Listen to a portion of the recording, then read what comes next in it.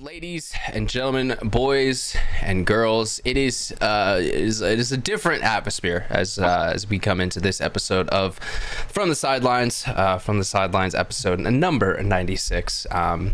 We have a couple guests on tonight on the show, and we will be bringing them in here shortly. We also have our sponsors as well, all the regular things that go on during the show. I will bring our one co-host on tonight, Stephen Hatch. How are you doing, man? Could be way better, but grateful to be alive, honestly. Yeah, man. I guess we just gotta get this out of the way first. As you guys can tell by now, obviously you haven't heard the voice of our consistent co-host, Brando Baird.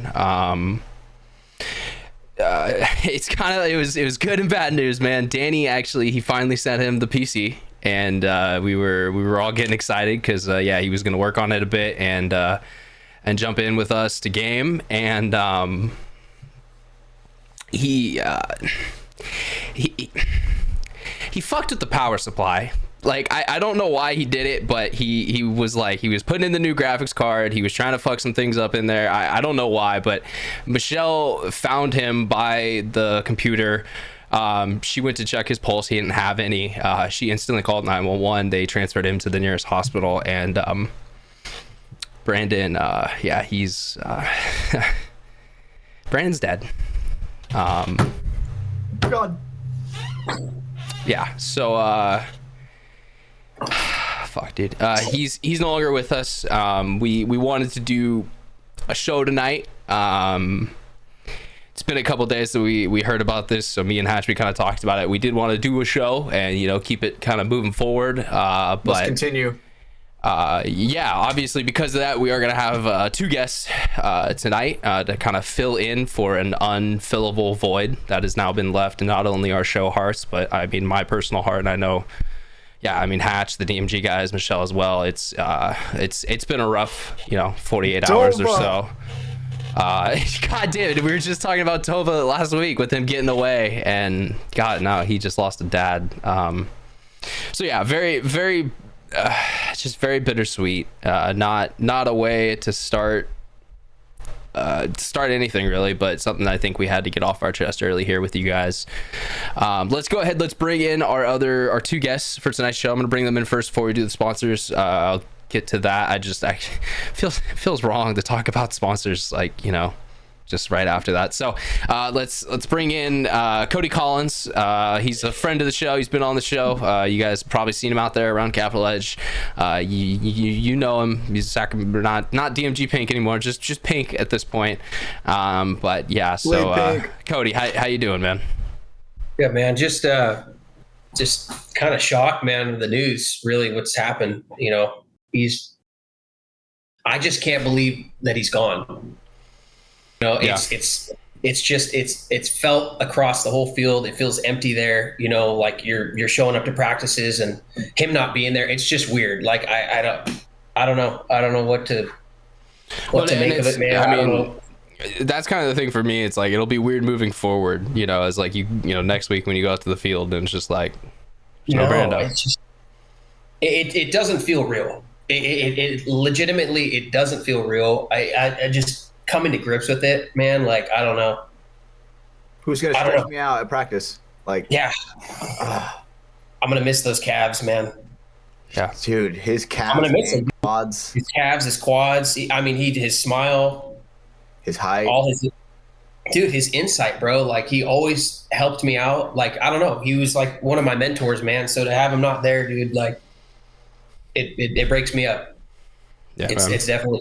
I think the whole paintball world's gonna feel it. Yeah, you'll have a chance to talk about it more later on the show. I do want to get our other guest in here, so it's kind of an even show at least a little bit. But Josiah Scott, 5-Pack Productions is what he goes by in paintball. Thanks for kind of jumping in. Like we said, last minute, man. We put out the call and we said, hey, we need someone to help fill this kind of small void that's been put into our show. Yeah, man, it's some big shoes to fill, but wish it was under very small shoes to better. fill, if we're being honest. I mean, I love Brandon, but Yeah, size 7 is Short big king. to some people, man. So no worries. That's a good point. But yeah, man, which was under better circumstances. But yeah, man, I'm glad to be here. Glad to be here with you guys. And yeah, I guess the show must go on. I guess, right? Yeah, that is Yes, true. sir. That is what happens with From the Sidelines. Our former co-hosts are still alive, but they left the show, and we said, hey, you know, gotta keep hitting the record button and keep making content. Isn't that right, Hatch? Yeah, they're just dead to us. Well, one is kind of alive to me. One is definitely dead to me. You know what I mean? Amen. But you know, it's good for me to be, you know, ground zero. You know, where it all began, where the first seed was planted. So Yeah, feels good to and be here. yeah, no, and I am glad we're doing this. I mean, it's, you know, comedy's something I always kind of turn to when, you know, shit gets hard. So yeah, try to make some jokes, have some lighthearted fun tonight, and yeah, hopefully do a good job remembering our our best friend and co-host Brandon Baird. Let's move forward into sponsors. This is where his absence is already felt as we talk about Liquid IV. He would be filling up a Liquid IV right now. God, I miss that boy, just chugging one down every show. It was a great part of the show. But if you want to get some more information and pick up some Liquid IV for yourself, you can head over to liquidiv.com and use promo code Mafia_Mafia. You get 20% off your purchase and you get free shipping. They've got great flavors over there. If you want to maybe remember Brandon, pick up a bag of golden cherry. That was it was always his favorite flavor. Not the golden cherry. It was. Tell me I'm wrong. No, you're right. It was. You're so right. So every time I drink some of that now, I'm gonna be thinking of my my dude. But yeah, they have all their other great flavors over there on the website as well. Like I said, promo code Mafia_Mafia at checkout is going to get you 20% and free shipping at liquidiv.com. We also have a NECTR Energy. NECTR.energy is their website. NECTR.energy. You can head over there, check out all their great flavors. I actually don't know which favorite Brandon's was. I think he liked the mango. I'm not fully sure. Pretty sure it was the what was it? The Was it the spearmint? Was that his favorite? It was the green one. That came out. Yeah. Okay. All right. So yeah, go check out the spearmint. But green yeah, one that they was also have apple. they also have their mango, the apple, the mint just by itself, the berry blast. There's some great flavors over there at NECTR.energy. You can check out more information about the awesome little energy pouch product over there and use code MafiaProductions, just all one word on that, MafiaProductions, and you're gonna get a buy two get one free offer and free shipping. So yeah, head over there, check out NECTR.energy, and yeah, grab some energy cans for yourself. And last but not least, we have Wells Clothing, something that Brandon, I finally got his fucking sweatshirt to him about 2 weeks ago, and I guess No one to fill it. Michelle can still wear it, so I hope she does. Someone to fill it. But yeah, goddamn, just such bad timing with him just recently getting married and everything too. It's so sad. If you head over to wellsclothing.com, you can grab some of their apparel. They have all their, great options. Their limited apparel stuff that drops every first Wednesday of the month. Also, we just love the owners behind it. They're a great group of guys, and yeah, they're doing a lot for divisional paintball down in Texas. So yeah, we fuck with that, and yeah, we shout out wellsclothing.com, and yeah, use code FTS if you want to save some money at checkout when you're grabbing some stuff for yourself. Yeah, I'm glad we're over with that. That feels weird to do, but it's part of the show. Got to do it. Got to do the ad reads. So yeah, I mean, Hatch, how do you want to start us out tonight? Where do you want to go off rip? Oh man, that's a tough question, my friend. I would honestly say, how is everybody doing? Is everybody, Cody, Joe? I mean, obviously, Brandon aside, like it's how were you? I guess before this, what how's it been? It's been good. Just working, keeping my head down. The boys and I were grinding away, working out, trying to eat right, get sleep, practice, and get ready for event 2. Just looking forward. Doing the grind. The lower divisional grind. I mean, we'll talk with you a little bit more in depth about Pink later on. I know you guys have done some awesome stuff recently, so we'll get some more information from you on that. Joe, what's on your forecast? What's on your calendar? What's been going on since Texas for you? Man, I feel like there's a new paintball thing like almost every weekend, but this coming weekend, we've got the second OPL event. Pretty exciting. It's in London, Ontario, which actually isn't too far away from the Detroit border. So if there's anyone that ever wants to play an OPL event and isn't too far from that area, it's probably like 2 hours or something. The first two events are always out there. But yeah, the second one's this weekend, so just getting ready for that. Charging the batteries, all the fun stuff. So you're telling me I should go peer pressure Fitz into heading up there and go to play paintball with you guys? I've been trying. That's exactly what I had in my Got a mind. media squad going. Fitz, by the way, some of our audience will know him as the co-host on the Pick Show. So yeah, shout out Ryan Fitzgibbon. We're all gonna have him back on, as well as a special guest on next event's Pick Show. So stay tuned for that as we're getting closer to this AC event, as well as the finals of Texas. Has that been weird for you too, Joe? Like just not having finals footage? Weird. Not having it's just an excess of rain footage, which don't get me wrong, I'm fine with that. Like it's all great. But it's all divisionals. It's weird. It's no pro stuff. Yeah. Yeah. It's just strange. Like, I mean, my hard drive's happy about it, to be honest, but yeah, it is definitely weird not having that, like, end thing, like either Dynasty 1 or somebody beat Dynasty, like that just never happened this event. Dynasty 1 again, god fucking damn it. Yeah, exactly. Well, we didn't have that, so it was it was kind of weird. Definitely left feeling not the same. Yeah, it'll be interesting for sure to see how this Atlantic City kind of hyper event goes with the ending of one and the beginning of another just 2 days away. Has that happened before? You heard something? I did hear something. Two things. Has it happened before? Yes. Old school NXL days, there was some really bad rain delays, and they would just move events back. But that was also because NXL in the first iteration wasn't a tournament series. It was more of a regular season. So you would be think of it like every tournament that they had would be like you would play your first 4 regular season games. So you'd play 16 regular season games, and then Cup would be the playoffs. So think of it like that. Like it was they were trying to be more like an NBA style or an NFL style, trying to be more like that. That was back in like the mid 2000s when they were doing that. So for those, there was like some pretty bad rain delays, and they would just move games back because essentially it didn't matter, because it wasn't like you were winning or losing anything at that like tournament stop. It was just how you did that whole season overall, which paintball kind of hated, because they're like, we like winning tournaments, like having an individual W and not just something else. But yeah, and then what Hatch, you asked something right before that.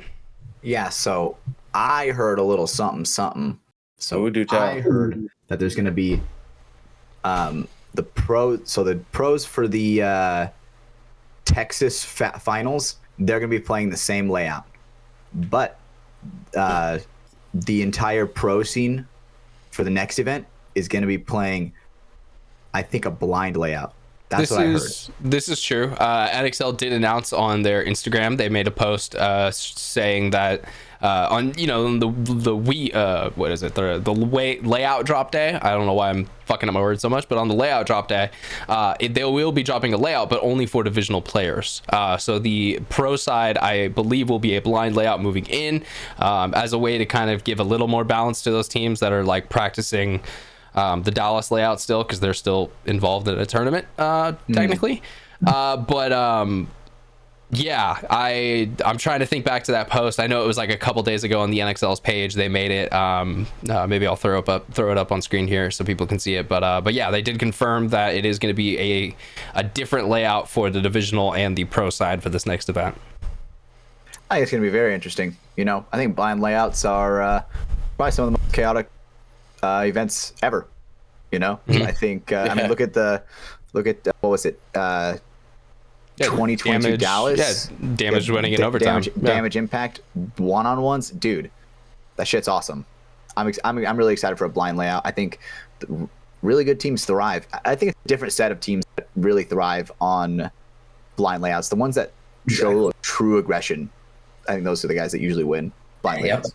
Yeah, I mean, it caters to different things too. Smart aggression, obviously, but just, understanding how to get rewarded, not needing to take 20 extra points to figure out, if I run that lane, they'll shoot me every time. Yeah. Because if you can figure that out in 2 points, then okay, now if we just don't run that lane anymore. We go a different lane. Like, you're saving bodies. And plus, it's like I feel like you need to play. I mean, actually, this is a good perspective from Cody since he plays WC. How do you guys start out the blind layout when you guys walk it? What are the main things you guys are looking for? Just the bread and butter. You know what I mean? Like where's those your primary, secondary, like those basic lanes. Let's where can we shoot the snake runner? Where can we shoot the D runner? You know what I mean? Shoot the wide guys off the break, like that basic structure of that breakout. And with blind, you basically, I feel like you have to scratch through the prelims and figure out the layout really quick. Like you need to figure it out. Hopefully in that first match, but I feel like it's in those first 2 matches in prelims. That's when you really got to figure it out, iron it out, figure the little sweet spots. I mean, I was trying some bounces at the last one, trying to figure some stuff out. But for the most part, I feel like it's prelims, figure it out, try to get the best idea of it that you can. And then if you can get out of prelims, then that's like when it really starts and everybody's kind of starting to iron in as if they've had that first weekend of practice on it. Or it's interesting. I actually didn't like it at first. The first event we did was last year, the finale. And I wasn't a big fan because I like the structure of like a layout drop and practicing it. Mm-hmm. I like the methodicalness of that and like breaking it down. Refining like I love it. Yeah, I love it. And just like getting into the details, you know what I mean? Yeah, absolutely. And this is, and I think blind layout, like you guys said, I think it rewards like just overall paintball IQ, and like being able, and it's like who can read the field quicker, who can read the chessboard quicker kind of deal. And yep.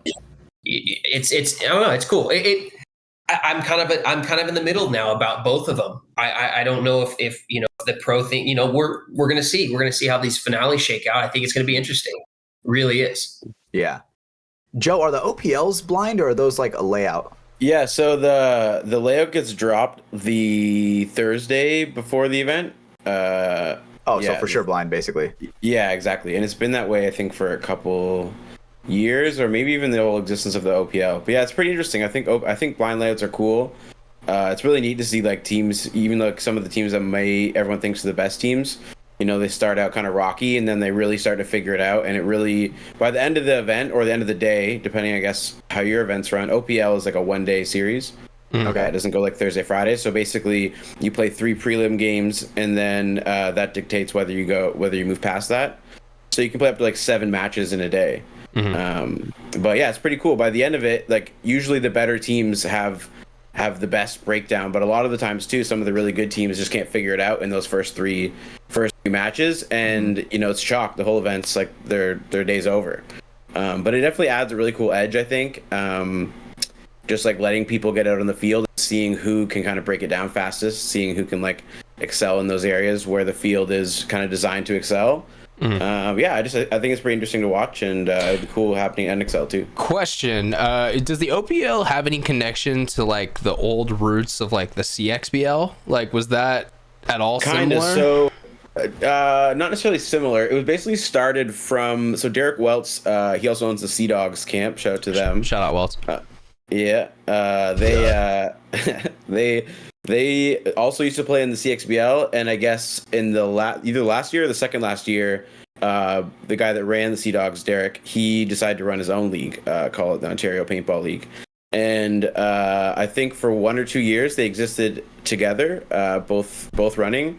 But then the CXBL eventually folded. Honestly, it's just a crazy format. You shoot like 50 cases of paint a game. What was, what I mean? Wasn't it 50 balls per second? Yeah, 15 balls per second, like 45-minute game or something like that, 40-minute game. Were they playing like an X-ball match? Like yeah, it was halves? X-ball. Okay, yeah, so like traditional X-ball. Okay. Yeah, and it was awesome, man. It was honestly so much fun.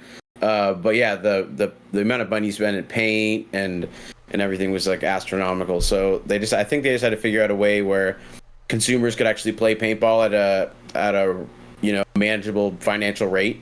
As opposed to just going to the field. That, like throwing thousands of dollars at paintball fields money, every weekend. Of course, yeah. We're all rich, right? It was fun to play, but it was not sustainable, I don't think, unfortunately.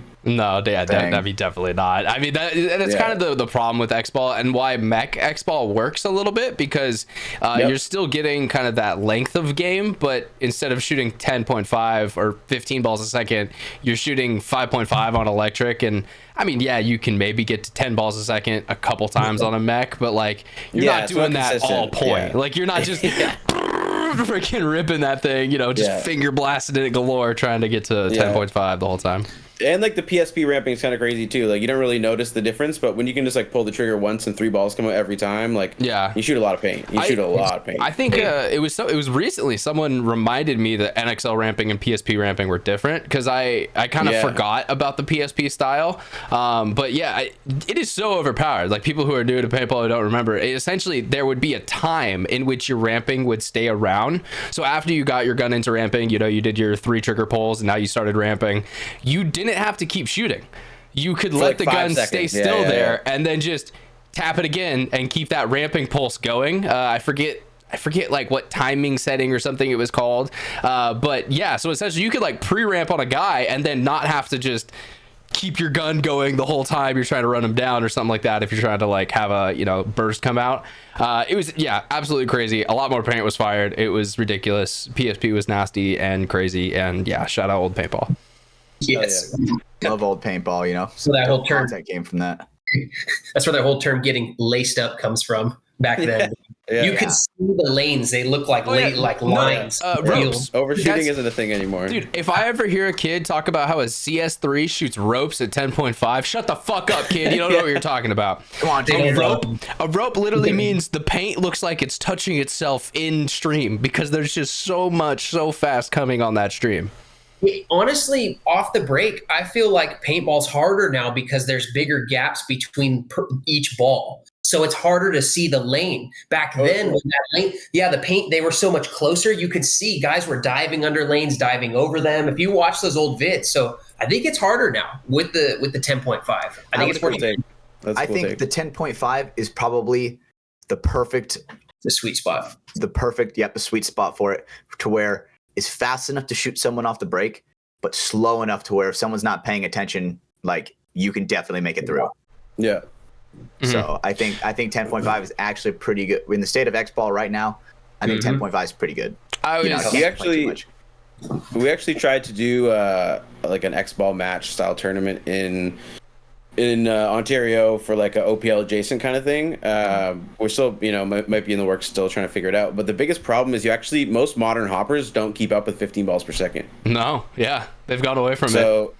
So we realized that like we might have put a 12.5 just so it works. I hate saying this, but it's really only the rotor that like out of modern 100%. New loaders that can keep up with old school style BPS speeds.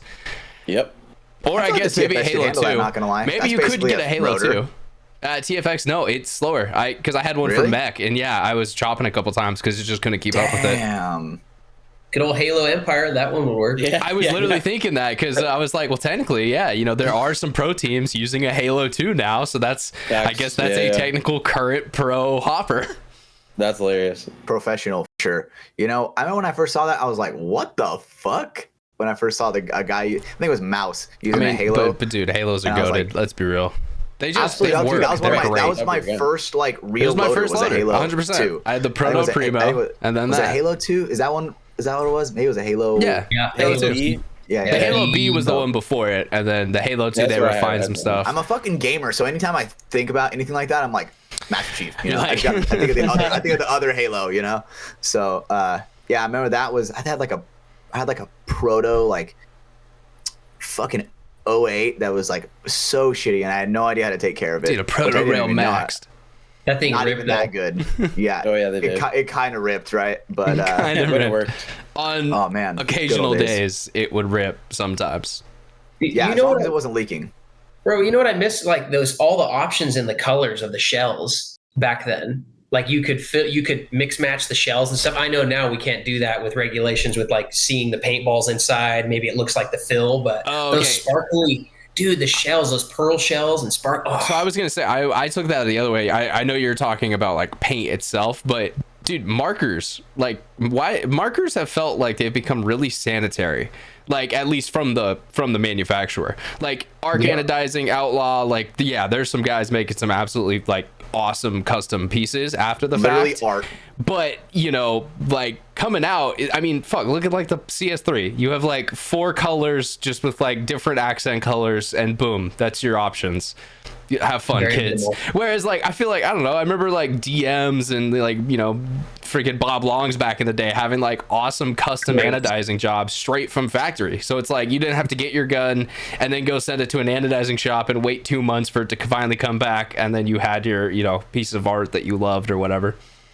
Those Bob Hell. Long guns look like swords back in the day, man. Hell, or even, let's be honest, like, do you guys remember Planet Eclipse used to make all the player series guns? Like, I think, was it Nick Laval who had the, like, I series Geo 3 or something like that? Or maybe that was Oliver Lang. Like, there was a couple of them that stood out and were, like, really similar.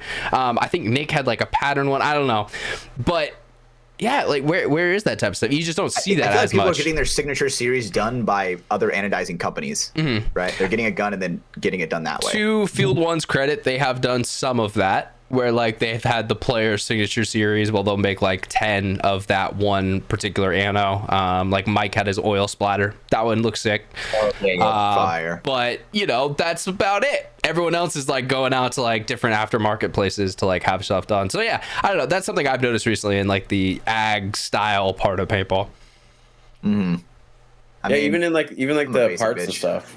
Like I remember like when you used to buy like an Ion, you could literally like spend like double the price of the gun just in parts upgrading your gun. Now I feel like most guns come with those accessories in them, so like they're all pretty much soft the same. tip, hard tip, stuff like that. Yeah. Well, Even that like was- boards and like lights and like the color of the light in the board. Well, I it's guess now kind of funny Yeah, very because true. like that was kind of a product of its time, because manufacturing markers was so like inconsistent. So it's like you needed aftermarket places to build better parts that people could put into True. them and make them better. Whereas like, what the fuck are you gonna change in a CS3? Like, Yeah. is there trigger? Okay, but even that, Yeah. that's like a subjective customization part where like you're not gonna change the reg, you're not gonna put a new ASA on it, you're not gonna change out the bolt for like an aftermarket bolt tip or Nobody's something. Like, making an aftermarket anything for it that's effective. well, yeah, because Yeah. you just. Planet's already done the engineering work. Why would you like? I don't know. We've gotten to a point where the manufacturers are doing such a good job just from the factory in that sense, like not the customization sense, but in just the like reliability and making good shit sense. And so it almost doesn't, you know, like I'm trying to think like my Spider Victor I have in that case over there. It's got like the Tech T Hush Bolt. I don't even know if Tech T exists anymore, but they for years made a whole bunch of like aftermarket parts because they were needed, because they, you know, Spider sucked, but if you threw $200 into them, they're okay. They're still not good, but they're, you know, they're okay. Okay.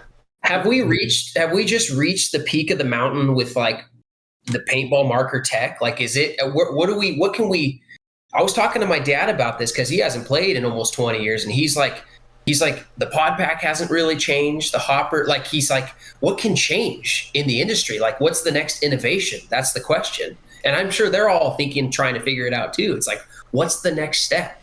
How do we, You know what I really think? I mean, it is the $1 million question though. Sorry, what's up, Patch? You know what I think it would probably be? Like a loader that can 3D print balls like at the speed that you can shoot. Right. Okay, there we go. Okay, Right? yeah. That is For the that is people, the loader for that the is people. That Yeah. is the next Like it. fucking level, dude. I was just talking All about right. like replicant technology. All Yup, right. dude. The Could you communist fucking loader. imagine that shit? Communist loader. That's what the branding will be. You Yeah. know, like Everybody gelatinous gets Get printing your it, you loaders know? today. yeah, it's like, You know, what else is there? Are we really gonna do? You know? No, I mean that is the part where we're kind of at this, you know, like look at this. Okay, let's say from when like the Geo 4 came out to the CS3, what's really changed in that platform? And I keep going to Planet Eclipse guns because I'm just familiar with them. I know Die and Field One and, you know, Lux and Shocker make great markers too, but I just keep going to them for that reason alone.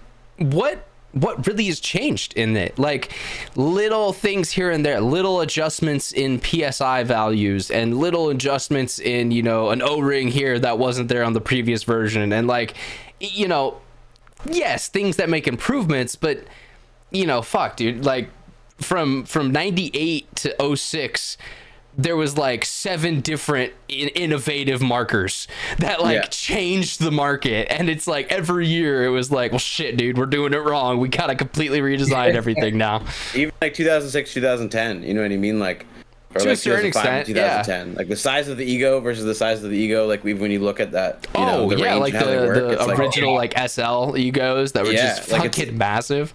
Yeah, like And they the got, engineering. they got too small. Yeah, And then the LV one came out and they got bigger. yeah. We're going the opposite dude. way. And honestly, the LV one, I mean, dude, that one is over 10 years old now. Yeah, Like Crazy to think about. that one came out, I'm pretty sure it was like 2013. That was when it was like first used, right? I think it was like the first like event, 12, 2013. 13 is when I vaguely remember first seeing it. I could be off, but yeah, kind of around that timeline. Right? And it's like, I just saw a post about it actually. The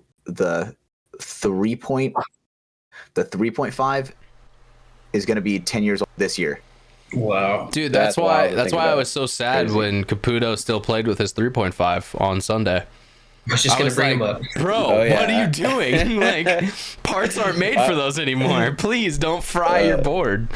I have I a sick clip of that thing getting fully submerged and then coming out of the water, and I was like, oh, Oh god, luck. Is yeah. it just the shot on those? I haven't shot a 3.5. Is it just the shot? Everybody loves it. The And Definitely a shots- different style of shot Yeah. for sure. it's also kind of it's a style thing too. Let's be real. Like that's why sure, for Leverage sure. likes And doing And plus, it it's just a because genuine, comfortable marker in the hands.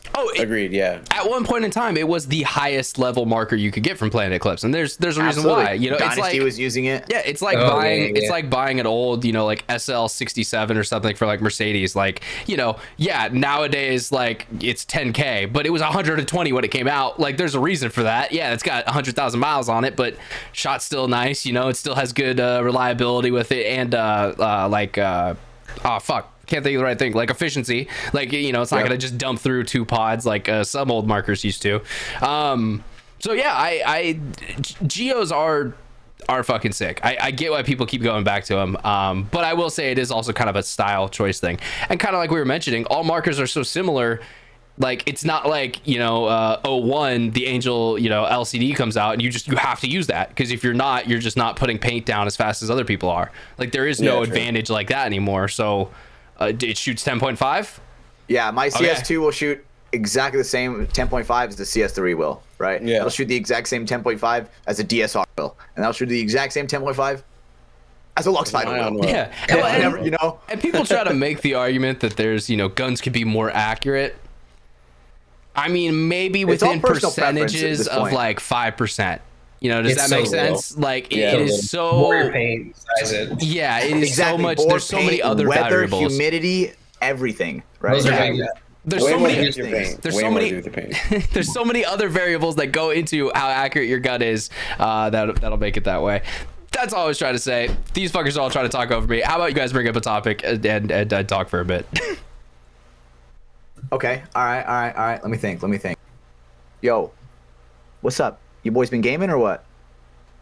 Yeah, dude. I've been playing X Defiant. Have you guys played that yet? It's like a new game that just came out. It's free. That is the new game that just came out. I actually have been Yeah. playing. I'm that makes me so happy you brought that up. Hatch will refuses to play that game. Myself, AK, and a couple others, Micah, we've been playing it a bit. It's fun. It's not, you know, like, I'm not gonna say it's the best game ever, but I've No. I've yeah, had fun it's on fun to it. kill some time, you know. yeah, like it I feel kind like of Brando feels. would have liked it. Oh, he honestly. God damn it, Joe. It just made me think of him, man. I'm sorry. No, honestly, right. because it is kind of that throwback COD style. Like, obviously, it's different, but I would say Run that's and gun the for oldest sure. thing that you could like compare it to. And yeah, he definitely would have loved that. But yeah. So Hatch, yeah. How have you had fun playing X Defiant, Hatch? I haven't really played it. I mean, you know, I'm just not really like. That's not really my type of game. I know you And shitted fair, on fair. COD And plus- last okay, year. plus, You no, straight shitted up, on all those type of the games. main thing that I like, and that game doesn't have it, is like search and destroy. That is like my favorite shit when it comes to Search Call is of fun. Duty, right? Yeah. I'm at the point to where in my life where I don't need to fucking grind out camos, dude. The fucking search and destroy random shit talk that you will hear, dude. Some of that is the most entertaining shit you'll ever hear in your life. You know what? You know what just made me laugh super hard, Hatch? You say you're at a point in your life where you don't need to grind out camos. yet you play Elden Ring every single day. So I it's do, like I do. you I do still love like me some Elden Ring, grinding. bro. It's just a different grind now, and that's okay. We all can like the you're grind. Right, you're right. That's very, very valid, right? And you know, fuck, dude, I was born on firing range, dude. Now I'm running through the mountaintops of the giant on Elden Ring. You know, it's different. You grow up differently. That's true. That's true. And yeah. Speaking of go, gaming, Cody. no, sorry. No, Go you're ahead, sorry. good. What's up? No, that's I what I'm heard- asking. What's good? I'm a little out of the loop on it. Like, I'm just waiting for Warhammer to come out. That's a game I'm going to come out of Me hiding. too, dude. Me too. I'm actually very excited for What that. game from Warhammer? It's there's that a new one. game that they're coming out The with. Space Marine It's, one. Is it Space Oh, Marine the 2? actual like Space Warhammer? Marine. Okay, yeah. Yeah, dude. Because there was I'm there a was Dark campaign- Tide and like there were some other ones recently, but yeah. I'm a campaign guy. You know, I'm not a big grinder and stuff. I think the last game I like did the grind on was Destiny. Like, and that's like, Fuck, dude. yeah, I know that was That's when I different stopped. level I was of like, oh, grind. it's pay to play. Yeah, You know, and I that's stopped. essentially you got to keep paying them every month, and then you can Yeah. be at the top. Yeah, and so I was like, oh, forget this. But that, and then I saw some stuff about what happened with Helldivers and Sony. Oh yeah. So basically, it's all fixed, but the damage it's is already it's a done. mute point to talk about it now because they reversed the decision. But for like a week, they essentially said, "Hey, you need a Sony account to play this game now, even if you've already bought the game." That really isn't that big of a deal, except for the fact that in certain countries, you literally can't get a Sony account. Yeah. So like, if you're in, let's say, Prague and you bought the game, you just can't play it now, even though you spent your 20 or 40 bucks on the game. So that's why everyone was pissed off. They reversed that decision. Everyone has been happy since. They're really like, I haven't heard any feedback or anything else other than that. But yeah, I mean, yeah, they fucked up big time with that The damage decision. was done, bro. The damage was done. It's people already left, and we're like, some people don't even know about it anymore. With that, the Sony thing that got reversed.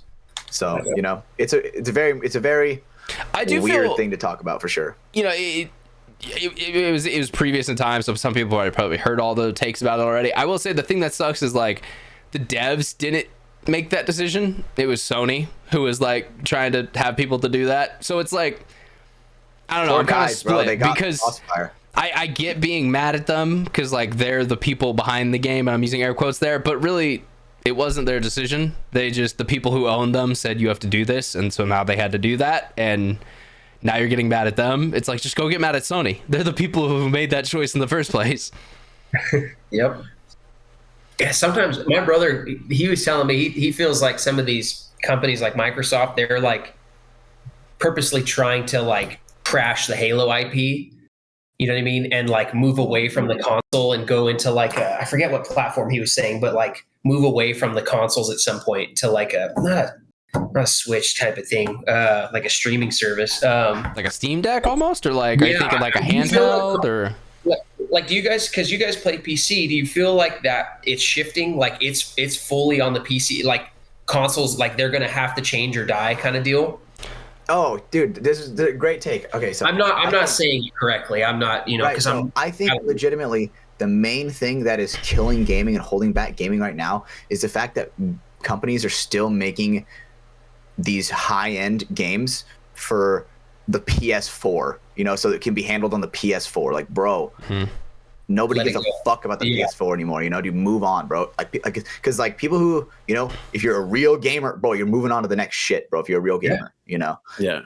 as bad as like weird as that sounds. Yeah, and kind I of mean, like, No, I'm with taking you. it back to High like class as taking that it back to my sounds. childhood. I remember when the PS2 and PS3 split came, it was like, all right, games are now coming out on the PS3. Like, they're no longer coming out on PlayStation 2. So you have to get the next one. Like, there wasn't any of this like, we'll just keep making it for PS2 as well too. You don't have to upgrade. But the technology differences were so different in those two consoles that they were like, no, yeah, go get the fucking new one. It's way better. Yeah, it's better. Why not? So I like where you went with that original point of like consoles versus PC.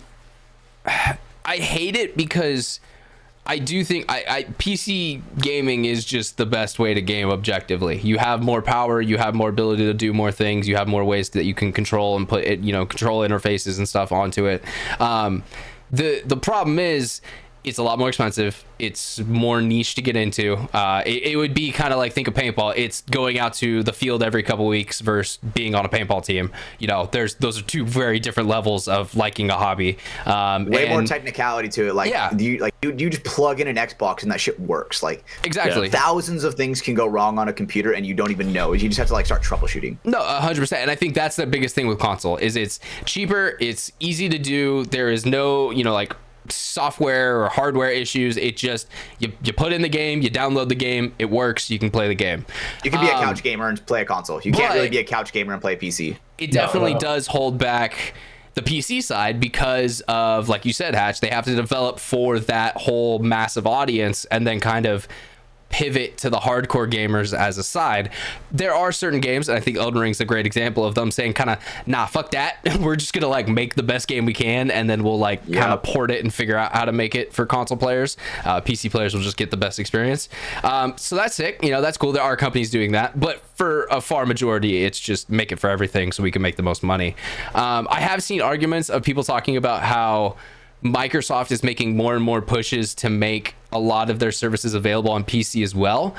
So like Xbox Game Pass, that's a huge one. I can use it on PC. I mean, I do use it on my PC sometimes. Like if there's a game I want to play on there, I mean, I pay for Xbox Live. I did for a long time. So it's just essentially that same fee, but I'm a veteran at this point. Yeah, well, it's kind of that, but I also, I get to check out games. There's always some new games on there, and they release stuff day one, so it is kind of cool to be like, all right, I could buy that game, or I can just go download it over there and play it through that.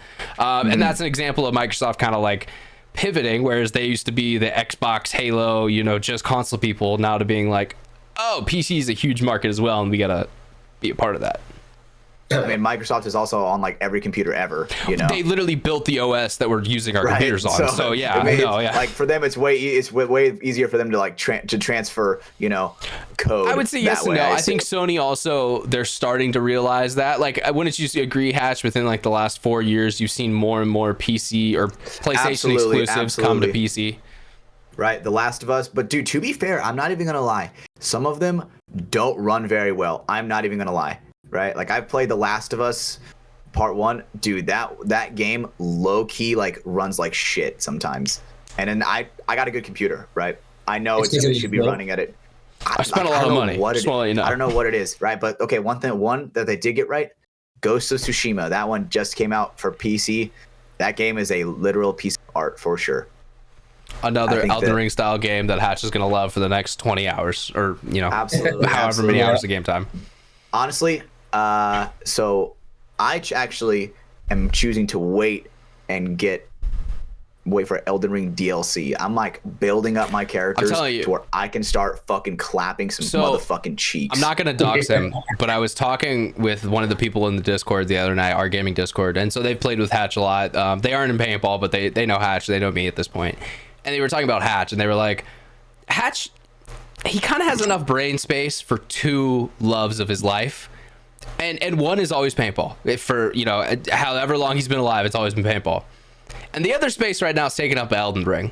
So if it's not paintball or Elden Ring, he just doesn't really have time for it. And I was like, that's true. Yep, that's exactly what he does. And obviously he has his girlfriend. He has other responsibilities. It's not that simple. But it is funny how like, dude, you fucking love Elden Ring. That is your shit, bro. I do. And the thing is that this is so tragic, bro. I think I've fallen back into the curse of Valorant. It's not a curse. Dude, it's okay. Bro, it's okay to play competitive games. Fuck my god, dude. See, because this is where we differ, Hatch. My love for gaming and like just video gaming in general comes from esports titles. Like my favorite games are League of Legends and Counter-Strike. Those are literally meant to be competitive titles you play to play against other people. And so that's what I mainly enjoy. Of course, every now and then like Hogwarts Legacy will come out and let's spend 30 hours in fucking, Hogwarts. Let's go fucking be a wizard and shit by myself, because that's fun. But majority of the time I like, styling on other people or, being competitive and being better. Speaking of, I literally have a Counter-Strike stream of the IEM major that's going on in Dallas right now, because one of the matches went so late today. It's literally tied up 10-10. It's, MR12, so they got to get to 13 rounds. And goddamn, these two teams cannot beat each other. It's one of those games where it's like no one wants to win. They just keep trading rounds back and forth. It's great. It's funny because, dude, I love competitive gaming, bro. I loved like watching like COD World League, like the Valorant VCT and shit. The thing is that I don't like about it, and right, so I'm about to go into this. It's going to be a good topic. I hate sometimes the person that it turns me into, because, dude, when I get frustrated sometimes, and dude, like just like a paintball, right? Yeah, paintball has comes out at home. Sometimes I'm a little much. So, all right. So I've actually been reading this book called The Chimp Paradox, right? The chimp paradox. Okay, so I like it. I'm in. It's basically like the chimp paradox is a man has two sides of a brain. There's the human brain and there's the monkey brain. Yep. Right. And the monkey brain reacts way more off of emotion. Right. The human brain is way more technical about things, way more methodical. Right. If Brandon was here, he'd be making monkey noises. Fuck, that motherfucker loved bananas, bro. God damn it.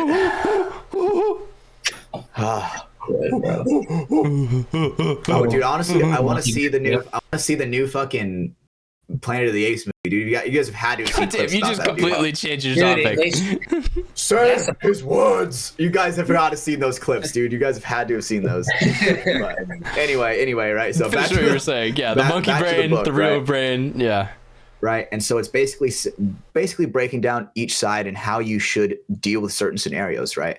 And I just started reading it last week. I'll basically probably give an updated take when I'm like fully done with the book. And I was really trying to apply some of those paintball skills to this weekend, right? Because this weekend, dude, the team was not fucking clicking. We just could not get shit together, right? So I was trying to apply a lot of knowledge that I got from that book, and sometimes it felt like I was taking steps backwards because I was letting my monkey brain come out too often. And sometimes rounding it back to video games and Valorant, dude, sometimes that monkey brain comes out when I play competitive games.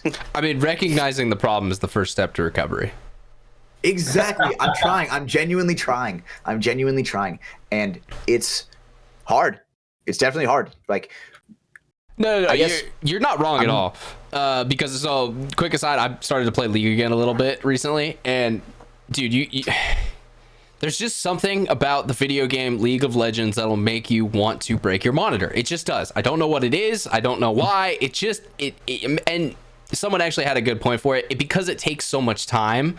It's like when you lose, it's like, well, there was an hour of my life that I will never get back. Fuck everyone. Yeah. Fuck all of this. My fucking bottom didn't know how to play. God damn it. He fucking fed the whole game. Like, yeah, it'll just bring out that bad side of you. I will say I've noticed as I've gotten older, though, I just don't give a shit as much. Like, when I was 17 playing, I would have fucking been freaking out, all chat, fucking been toxic as shit. Like, you motherfucking piece of shit, what are you doing? I think it's because I still play paintball, right? I still stayed in that aspect. So, dude, I don't fucking hold back sometimes. It is so bad. No, he doesn't. I've been in lobbies with that. And it's not towards us. It's towards randoms in the other team, but he'll go hard. Sometimes it is towards my teammates when they're so bad. Yeah, towards AK sometimes. There's... I just mean, like, I've noticed now as I've played more, like we played Counter-Strike and stuff recently, it's just like, all right, let's just go next. Like, it sucks. Like, I don't know, I'm getting more of that simple mindset where it's like, it's just the game. It's just a game. Why have to be mad? It's just a game.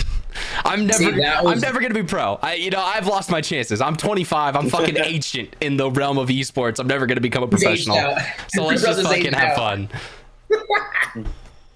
I can still go for Radiant. There's no way I'm touching Radiant. There's no way I'm touching Radiant. But a guy can dream. Why? Because some 12-year-old kid who's been playing that game since he was 4 years old has just been grinding and looking at a screen, has nothing to do after school, went through COVID, has no friends, has no life, but he's goddamn immortal in fucking Valorant, so it doesn't matter, Dude, my first Valorant game back, dude, broke like 30 kills, dude. I felt pretty decent, not gonna lie. So those do happen. Dude, I noticed with like Val and CS, when you first jump back on after like a long time off, you'll usually have a good game, and then you'll start to think about it the second game.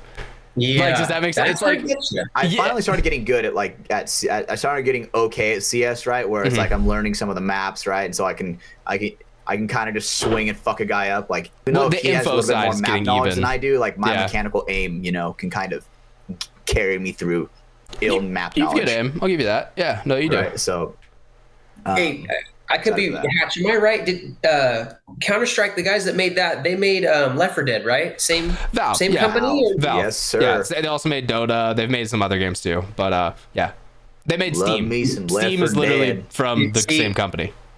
I was a Left 4 Dead guy. I was like, dude, I couldn't tell you how many hours I spent playing Left 4 Dead. Amen. Oh dude. my gosh, bro. I mean, me and Hatch have played Left 4 Dead 2 in like the past year together. I think a couple times. It's like one of those ones where we're just like, you guys want to play Left 4 Dead? It was Thanksgiving last year. We all finished our Thanksgiving with our families. We were all on, and we are just like, I just want to play a little Left 4 Dead map with the boys. And it was like running, shooting zombies. Like, so we're thankful. I'm so thankful for you guys. It was always like around that time of year. That's so funny, dude. It's right around that time of year. Always, you get that itch for it. Dude, November 17th, 2012, the release date for Left 4 Dead was a big fucking deal for me, bro. Do you have that memorized, or do you have that written down? Bro, that shit was seriously awesome, bro. Like, I had to. I told the story on the podcast before, like when I first got like my Xbox, and I didn't get any games for my Xbox. I don't know if you have. I had to, bro. I had to have. Out of 96 episodes, I had to. But anyway, retelling. Yep. So one Christmas, it was Christmas like 2009. I remember I didn't have like any of like the new shit yet. So I just got my Xbox for Christmas, and I was like, oh my god, this is awesome. But I only had like the 2 games that came with the Xbox. And so I was like, I was grateful, but honestly, I was like, fuck, now I got to play Banjo-Kazooie Nuts and Bolts. You know what I'm saying? Hey, so underrated title. Underrated title. It's kind of fun. That right now, right? So I remember the last box for Christmas. It was like one that there's typically clothes in, right? It's one. It just looks like it's gonna have clothes in it, right? It had like a shirt sweater in it. box, sweater box, and it had a shirt in it, right? And I pull up the shirt. It unravels, shit you not, Left 4 Dead 1 falls out. I was like, oh my god, because I played it at my cousin's house, like, the day it came out. You went to go thank your dad, and you're like, I don't have one. Yeah, I didn't have one. So, dude, shout out to mom, dude. Shout out to my mom. Let me tell you, dude. Single mom, that shit's fucking lit, the fact that she made that happen. Yeah, we stand Mama Hash on the show. Absolutely, that was the trick, bro. That when they bamboozled you like that, you thought you were just getting that plain old shirt from Old Navy, and boom, the game pops out, or it was Pokemon cards. Yeah. Ooh, that was a good one too. It was rough on my Hatch, so of course you fucking pranked my ass. I think I had that happen a couple times. Like my parents were, they're supportive of gaming. They, obviously they paid for games and consoles and stuff when I was first getting started because I was a fucking kid and I have no money. But they, they didn't buy me games all that much for like Christmas and birthday and stuff. Like that was like every couple years I got one. But I remember with the Sly Cooper series, I fucking loved those games, dude. And like I was just always like, yo, there's another one. Can we please get Sly Cooper 2? Oh, Sly Cooper 3. Like, I loved them so much. So yeah, I remember my family for like 2 Christmases in a row because like it was like each year there was another Sly Cooper. Game devs were insane back in the day. Yeah, bro.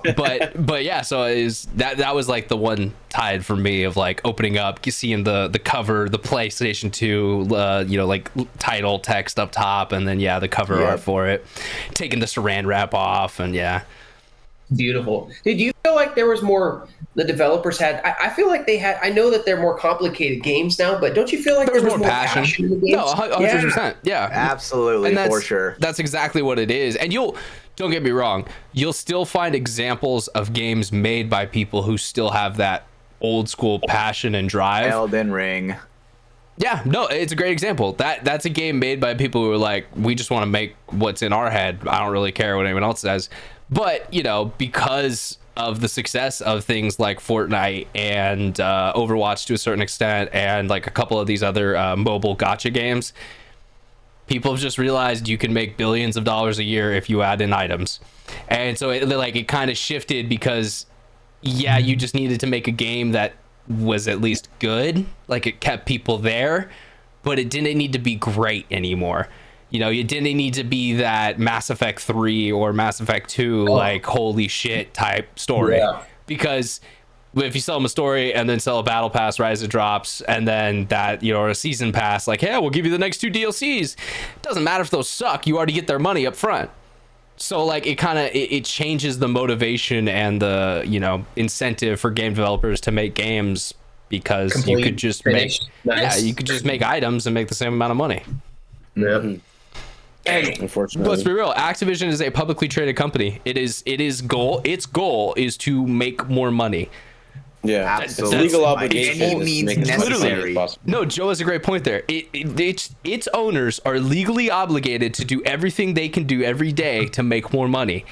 So yeah, of course you're gonna get a Nicki Minaj skin. Fuck you. Thank you, capitalism. Yeah, there you go. Late stage capitalism. How's it doing up there, Canada? How you doing, Joe? We don't have Nicki Minaj skins yet, but we're on our way there. No, but you just have Fetty in the street. Yeah, that's true. Cody, how many guys do you have on your roster? Like How 30. many? Oh, wait, are we going to pink? I was so confused. I thought you were talking to Joe. yeah, sorry. Yeah, Joe, Just who's on a your quick roster, question. bro? What, Just a Yeah, quick question. What's the number of how many you guys have? We're at Players. 14. I believe 14. we're at 14. Yeah. We may be. That's a big number. This is why Yeah, I I asked. could be wrong. I could be wrong. We may be. I don't want to speak for him. Somebody may be moving to another country at some point this year, and then another guy may be He's getting leaving cut. for school. also getting cut. You know, out of state. I could be speaking ahead of what I'm actually talking out of happens. my ass. I have no power over who gets cut on Yeah. pink. Yeah, I but- sponsor the team, but that's it. So, I mean, and I'm not saying I'm pushing back, but so it wasn't liked at first. But dude, when we went and played that event, I kid you not, and maybe he'll get mad at me saying this, but Rainey came up to Tyler after, you know, we stamped the finals match and was like, dude, I couldn't read you guys because you had so many different lines and hybrid lines, you know, and then nobody's tired, nobody's gassed. I mean, we're all playing every position. You know, like we were hard to read at the event because of that deep roster. I think, I mean, and I could be wrong, but I feel I remember back in the day when I was a kid, teams had deep rosters back in the day, right? Remember we were talking about 40-minute X-Ball matches? Yeah. That's why. Because during that, you would need a fourth line of 5 guys who could still play a decent amount. And so it just made it so there were so many more people who had higher level kind of knowledge or ability or who were involved in that. You know, obviously playing level is always going to be different, but yeah, there was just more people involved in that higher echelon because, dude, you could play on fucking I'm Oakland Assassins 4th line, you know, like rear gunner, and you like, yeah, I played 3 points that last game. Like I'm literally the worst dude on the team, but I still get to play because there's 40 minutes and there's been 27 points and Tyler Harmon's fucking dead. Shane Howe is breathing through his side lung. Like we need still someone playing else. like 2 games today minimum, right? So it's like Yeah, there's a lot of exactly. points being played. Yeah, Definitely. You're playing a practice weekend's worth of points in a day at a tournament. Yeah. I mean, it keeps it, I think it keeps it really competitive within the group because, I mean, in our group, we've got a lot of talent. And Absolutely. like, dude, it's competitive, but and we keep it positive. Mm-hmm. So like, you know, and Hatchet's like with your guys' squad, like it's so competitive when you just run your like lines against each other. Whew, it's some of the best reps you get. I think, Absolutely, you know, right. We all want the spot. there's 2 places I want to go with that, so I'll kind of get one out of the way first. You were talking about like the other thing with big teams, it costs more. You know, if buying tickets for airfare for 8 guys, it's just cheaper than buying tickets for airfare for 13, 14 guys. Same with hotel rooms, all that shit, yada, yada. So that's why obviously pro teams want to kind of balance that out, have enough guys that they have a good roster, but also, you know, if you're carrying 12 guys, the full max roster limit, then you're paying more money, you know, you're paying more in paint, you're paying more for practice. Depending on how all much that you're willing stuff. to endure, you're actually saving money depending on how much you're willing to endure. Like That's okay. Well, we you just know, crammed into sardines like into a bed for when one hotel room, you know, for with like divisional 6 for or divisional, 7 of yes. us. I was talking more so about the pro side. You know, for teams that Gotcha, actually are gotcha. putting together a budget for the year and trying to balance, you know, buying flights for all their guys and stuff like that. The other thing I wanted to do with that, I think Pink's advantage, and me and Hatch have talked about this before, you guys just like playing with each other and around each other. So Absolutely. yeah, you guys have 14 guys, but it's not like where 4 of them are best friends who hate the other 10, and then there's another group of 2 who come to the field together every day, and then there's like 8 guys over here who are kind of chill with each other but like have no strong friends. No, everyone just is cool with each other, They like each other. They Yeah. like playing at the field. They like getting better with each other. And I think that's where some of Pink's advantages come from. Yeah. Absolutely. Pink reminds me a lot of like how when we were in D3, right? Dude, we were just a bunch of guys that were just going out there having fun, you know, just fucking low key, you know, clap some cheeks every once in a while. And I think with Pink, with the way that how tight they're running this squad, they're going to be like, they are the team to be at WC without a doubt, right? They have a lot of in D4. They're very fast, very aggressive, D4. Right? Absolutely in D4. And absolutely. that's not shitting on you guys or saying anything, but that's No, you guys I are a D4 team right now. Like, if you guys went up, I think you would not have fun. I honestly believe that. But I honestly believe if they went up, they would be fine. I honestly believe that. I genuinely believe that. If they went up, they would be fine. I think fine. I don't think they're getting like shit stomped off the field or anything like that. But I also think they're being smart about it and like, okay, we're playing D4 this year. Let's play D4. Okay, next year we're playing D3. We'll play D3. Like, not let's play D3. Oh shit, we won 2 events. Now let's go to semi-pro. Like, no, like just play, kind of be consistent with it a little bit. I think I think they're even going to be a heavy hitter in D3. I think they're a really good team. Seriously, They could. I don't think you're wrong there. But I was just kind of saying for that point of that, that argument. Yeah, it's go ahead, Hatch. So the thing is that I respect about Pink, right? Those are the kind of guys that are grinding all the time, right? And things like, with one thing Cody knows, because he's near my neck of the woods, right? How hard it is to go up like every single weekend, right? There are times where it's like, Dude. that's an entire day. That's an entire day thing, right? It's not like you can go practice for half the day, come back and like do a bunch of stuff. Like, dude, I'm coming home and it's dark outside, right? So there are times where you really do have to like choose to make sacrifices, right? And a lot of the thing is those Pink guys, those guys like making the sacrifices, and I respect that a lot, right? So I think when people choose to suffer and sacrifice, those are the guys, especially together, those are the guys, the grit, right? The grit. I think that's why they won the first event, and I think that I'm expecting them to win the second event for sure. Absolutely. I feel like you said 4 words worth of things, but you said 400 words, and I was kind of trying to keep track of it all. But all right, we finally got there. I was trying. I was a little lost. As one of our guests, Josiah Scott hasn't said anything in a bit, so he actually he's doing a great job filling in for Brandon Baird. Miss you, buddy. But it's yeah. So Joe, what have you seen Pink at all? I mean, do you have any insight on this topic at all? I'm trying to get you involved, man. You haven't said shit in a while. No, dude. Honestly, like I would love to get down and shoot one of those events. That looks like a lot of fun. Yeah, they look like a lot of fun.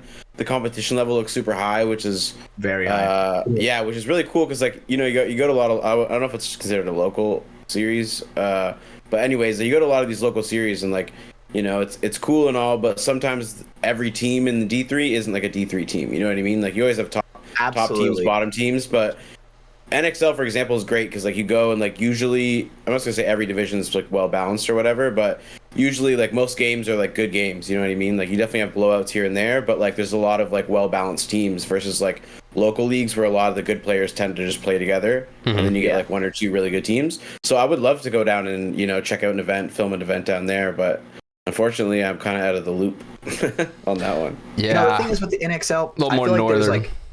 I feel like there's like D3 teams, and then there's Sunday D3 teams. Yeah, 100%. Yeah, and that's almost true with like a couple different divisions. Yeah, that's honestly every single division, right? Yeah, true. And yeah, because there's pro teams, and then there's Sunday pro teams. Exactly right, dude. Even look at it like there's definitely a difference between the top 8 teams and the bottom 12. For there's sure. Definitely a difference. Dude, good math, bro. That was quick math. You like would that? you guys say would you guys say there's a split in the divisions, like in D3 for NXL, semi-pro, pro, like there's like 2 or 3 splits in that division alone, like of levels of skill and playing and going deep? And from being I think on the there's people outside, who take it serious, and there's people who are ranked who are ranked high that they can't play any lower for sure. Yeah, and then they just get straight. And I think that does fall off a little bit as you get further into semi-pro. I think you like D3, you definitely see those teams. Guys who they've played their whole life, they love paintball, but like they just don't practice anymore, and they just want to go to an event, shoot some people, and like have a chance to kind of feel like it's the old days again. And you know, and those guys, and that's fine. Usually those guys get like 5th place. Yeah, because they're usually still pretty good. They're just not like practiced, polished good. It's like the kind of rough, the practiced, polished are the ones who are really making it deep, right? Those are the ones who are making it deep. But I was gonna say it definitely changes as you get through the ranks, because like, dude, semi-pro, it's a competitive division. Like, yes, you have obviously, you have the leverages, the newbies, the sea dogs. You know, you have the teams who do usually appear in the Sundays more. But I mean, shit, dude. Like, every team there is a competitive paintball team. Like, so it's not like, oh, we have this team, insert name here, this is going to be an easy one. Whereas I don't honestly, think there's any teams that are absolutely garbage. Back in 2017, I remember that DMG squad for semi-pro, they had a couple matchups where they went in like, okay, this is an easy ass prelim game. These guys should not be in this division. Let's just go win real quick. Like, you know, just go play smart, go play good, we'll be fine. And they did. And so I think it definitely has shown, like, within the past 7 years since that event, it's become so much more tighter of a race to try and be the best in that division. Yeah. Serious. Absolutely. And I think the dream, more people have developed the dream of being a professional paintball player. I think that 100%. has been a way more thing, right? Do they? Actually, I want to bite back on that a little bit, because like, think of like all the press coverage and ESPN highlights and magazines, and dude, there was a lot of people in like that era of paintball who wanted to be a pro and live the pro lifestyle, and you know, get to go party and go around the world. You really have to want it. True, but I think that's just because the level of competition has gone up. Oh, Does that make sense? That's also like, very true, I don't right? know if it's the interest changing, if that makes it like the amount of people want to, or just because, you know, it's been 15 years. There's been 15 years worth of experience, practice, and, you know, people learning and becoming better at something. Absolutely. You know, It's progressing. Was that? No, it's progressing. I mean, kids are starting earlier. Just you see it in every sport, that change, that shift in a sport where it teeters over into the very, very serious, take it very serious realm, where then like the old pros are starting to teach their kids, you know, and then like, I mean, you at every field now, like little Evan at Cap Edge. Little Evan, dude, Ryan Podesta and his son Nico, Thomas Taylor and his son. Like, there's great examples every of that. field now. You have Tyler Harmon was a fluke back in the day. That wasn't he was unheard of, having a kid like that. You know, now they're everywhere. They're at every field. Good point, because being at his level that young was a fluke. There were still young guys playing the game. Aftermath was a team of them, essentially. They were all 16, you know, mid-teenager guys. But yes, Tyler was like the only 12-year-old who like showed up to a field and people were like, no, he's legit, like, teach him, train him, because he's going to be a star one day, and he became a star one day. So yeah, I do counter back on the, you know, there's more people interested today. I don't know if there's more or if it's harder. I mean, it's also with the price of everything, bro. Like, you have to really fucking want this shit. No. Well, and that's why the kids side actually makes more sense too, because let's be real, it's easier to play a sport. You know, Evan, I love you, man. Patrick drives you to the field every single weekend still, so like that helps, you know. I'm pretty sure he has his permit.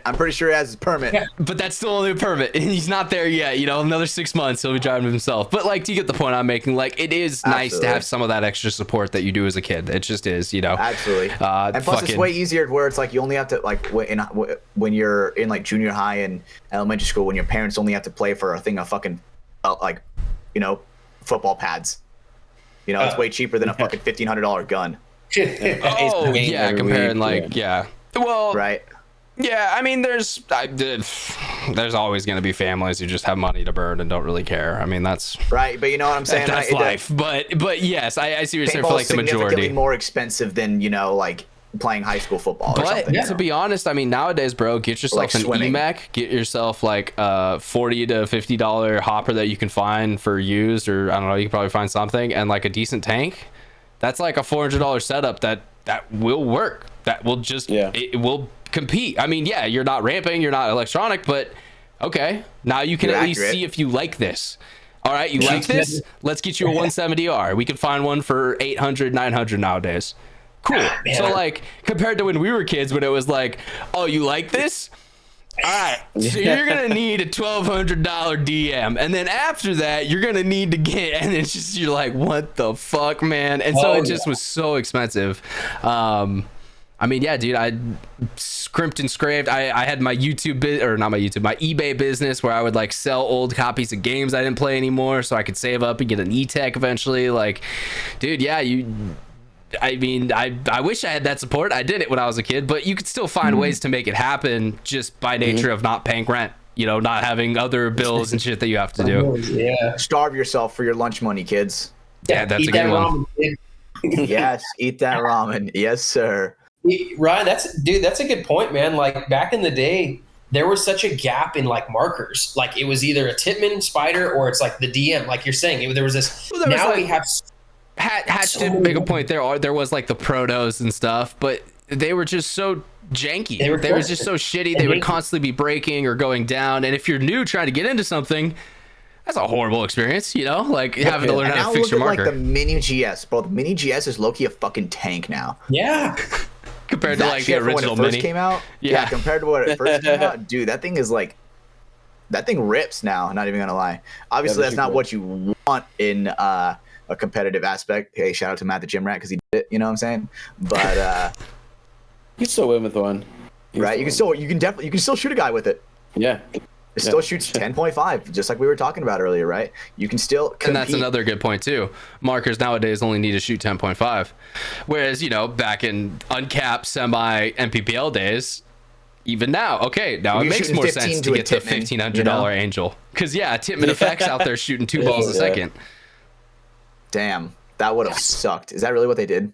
Yeah, well, Titman effect modded the fuck out of those Titmans, so they actually were doing pretty Gotcha. good. They But had the yeah, real they shit. were using A5s and 98s on the speedball field. Holy Yeah, shit. and they shot fast. Yeah. It's fucking Damn sick. sure. But so one of the reasons why I asked that question of how many guys you have, Cody? 14? Yeah, not for I think for the events you can roster I think 12. Okay, Oh, so yeah. the total 14. Yeah. Do you think all 14 of you guys could take a tiger? Now it's a tiger.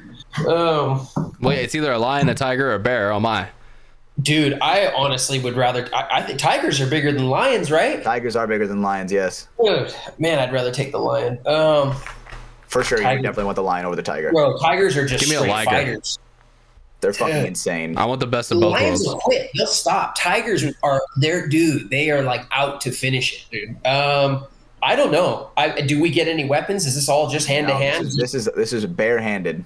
But this is 14 14 in- men. This is 14 men entering combat. I mean, if we, You guys are all realistically in your peak physical prime. You know what I'm saying? grinding You could every use a couple as a weekend. distraction. Good you know what cardio, I'm good saying? communication. I think you guys could get through this.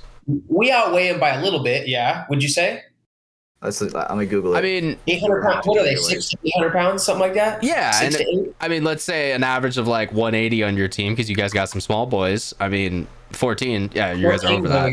You're kings. Yeah, I was more so talking about some slim and slender boys. There's some boys on that team that need to learn what eating food is.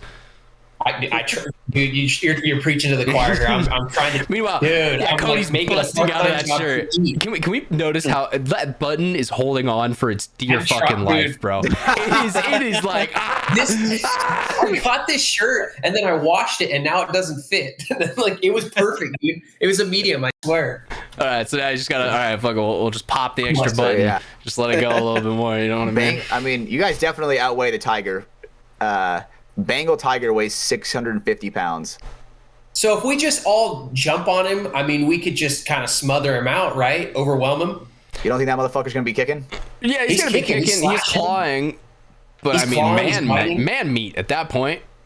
What's I don't what's a think- quick little here? Let me see. What's like the average Wait, does gross everyone your guys' have to team? survive, or like what's the No, survival no. rate that we're gonna accept? You have to kill the fucking thing. If Well, one person could only if one guy's alive and there's no tiger alive, that's still a win. Absolutely, that's Yeah, a yeah, dub. that's a dub. Yeah. You can win. You're good. You're good. I think we can Cody. win, but we have to suffocate him, right? I think we're gonna have to suffocate. Like Or you it's gonna feed be him something like someone. You feed him someone, so he's like chill, and then you just This You're gonna motherfucker's have to- bloodlusted though, dude. He is not worrying about eating. So this is an He's important worrying about fact I gotta get killing. out there. True, This is an true, important true, fact true. I gotta get out there. If we did the average of 180 pounds, your team weighs 2,500 pounds altogether. Sit on it. I think you guys can beat a 600-pound smother it. animal altogether. People are gonna get fucked up. There's gonna be some disembowelments. You know, people are gonna lose their small intestines, but we can get through this and we can fight and we can win. We get enough hands around the throat and we squeeze and smother. That one's gonna be rough. That one, I would That's say like your riding a best bull. fucking bet, low key, is to like each grab like a fucking foot and start fucking pulling to where this motherfucker's like this. It's like, you know, And then just start kicking, try to break some ribs. yes, try and to then the other break fucking them up. guys are going uppercut, and just fucking, you know, Just hit go his stomach and just standing go fucking dudes. crazy. You know, Yeah, I just want to knocking the wind see. out of him. I want JT at the head, just like Yeah. Just letting it go. Crazy. looking I like want he's on the Joel speed to bag fucking for like eyes. boxing. Just doodle-doodle-doodle-doodle-doodle. Yeah. Oh man, dude. That'd be Damn. good. So- Joe, how would you I think take we'll down the lose more than lion? half. But we could probably maybe we could smother Or him out. We could wait, tiger or lion? Tiger. Tiger. Joe, how would you Tiger. take down the tiger? Bengal tiger. Could I I think take we- down a tiger? How would you? Do you have another The strategy? strat would be with 14 men. Everyone just keeps talking hiding. over each other. This is a fucking chaotic I would podcast. hide. I would Yeah, hide. hide. That's smart. Yeah. I like that. Yeah. Well, that's move. cameraman never dies. You would just bring out your Right. camera and then go hide in the Exactly. bushes, start filming it, and you're fine. You're gonna live out and have some great footage. To the end of that documentary. Damn. The end of that Untamed and documentary. This is how know I what? lost all of my friends and family in a liger attack in South Uganda. This reminds me of that movie. You guys remember that lion movie, Ghost in the Shadows? The two brother lions that are hunting people down. I kind of feel like the 14 of us are going to be like those guys that they ambush in the tent. I think it's going to kind of go down like that. Too. If you rewatch that I never scene, watched you'll that know what I movie, mean. but it sounds like not good for the humans. I'm guessing. What's his name? Sounds like an L for the I'm pretty sure those humans. tigers fucking murked like double-digit people for sure. Chat, Oh. chat. Can we spam some W's for the Tigers? Let's get some W, W. spam in the chat. W Tiger Riz. W Tiger That's is. what it means. The tigers have a lot of aura. Dude, no That's for cap on a kizzy. So That much tiger aura. fucked him up. It was crazy. Fucking aura. I'm dead. Dude, I'm damn, I'm dude. not keeping up with these Zoomers. I can't think of all their different words. It's nuts, dude. I tapped out too. I can't keep Bro, up. I'm with not. it. I'm a fucking quarter of a century old. I'm not that fucking old, and I can't keep up with these goddamn kids, bro. What's so fast now, dude? It was so slow back in the day. You could absorb a meme, but now it's just in and out. Yeah, you got your Gia that you're sticking out for the Rizzler and fucking Skibbity Toilet, fucking Phantom Tax. Fuck, dude. Now you're What? speaking like that's like Fortnite language. I was gonna say Hatch is like, I'm in, bro. Let's- Oh, man. I know exactly what's up right now. Hell yeah, dude. Been watching too much Kai over there. Did you see he actually completed Elden Ring? Did you see how long it took him? Yeah. So I remember on the show I asked you, I was like, yo, it's at 100 hours. How much longer do you think it'll take?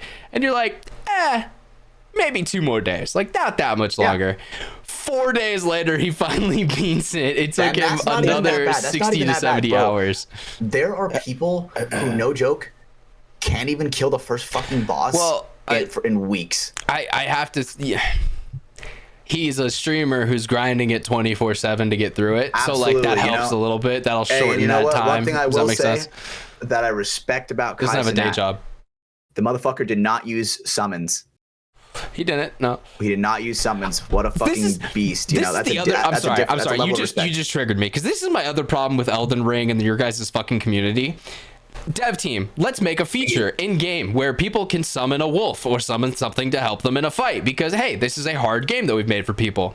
What does the community say? Fuck you, you're a bitch if you use summons. You didn't actually beat the game, you little stupid little baby back pussy ass bitch because you used a summon.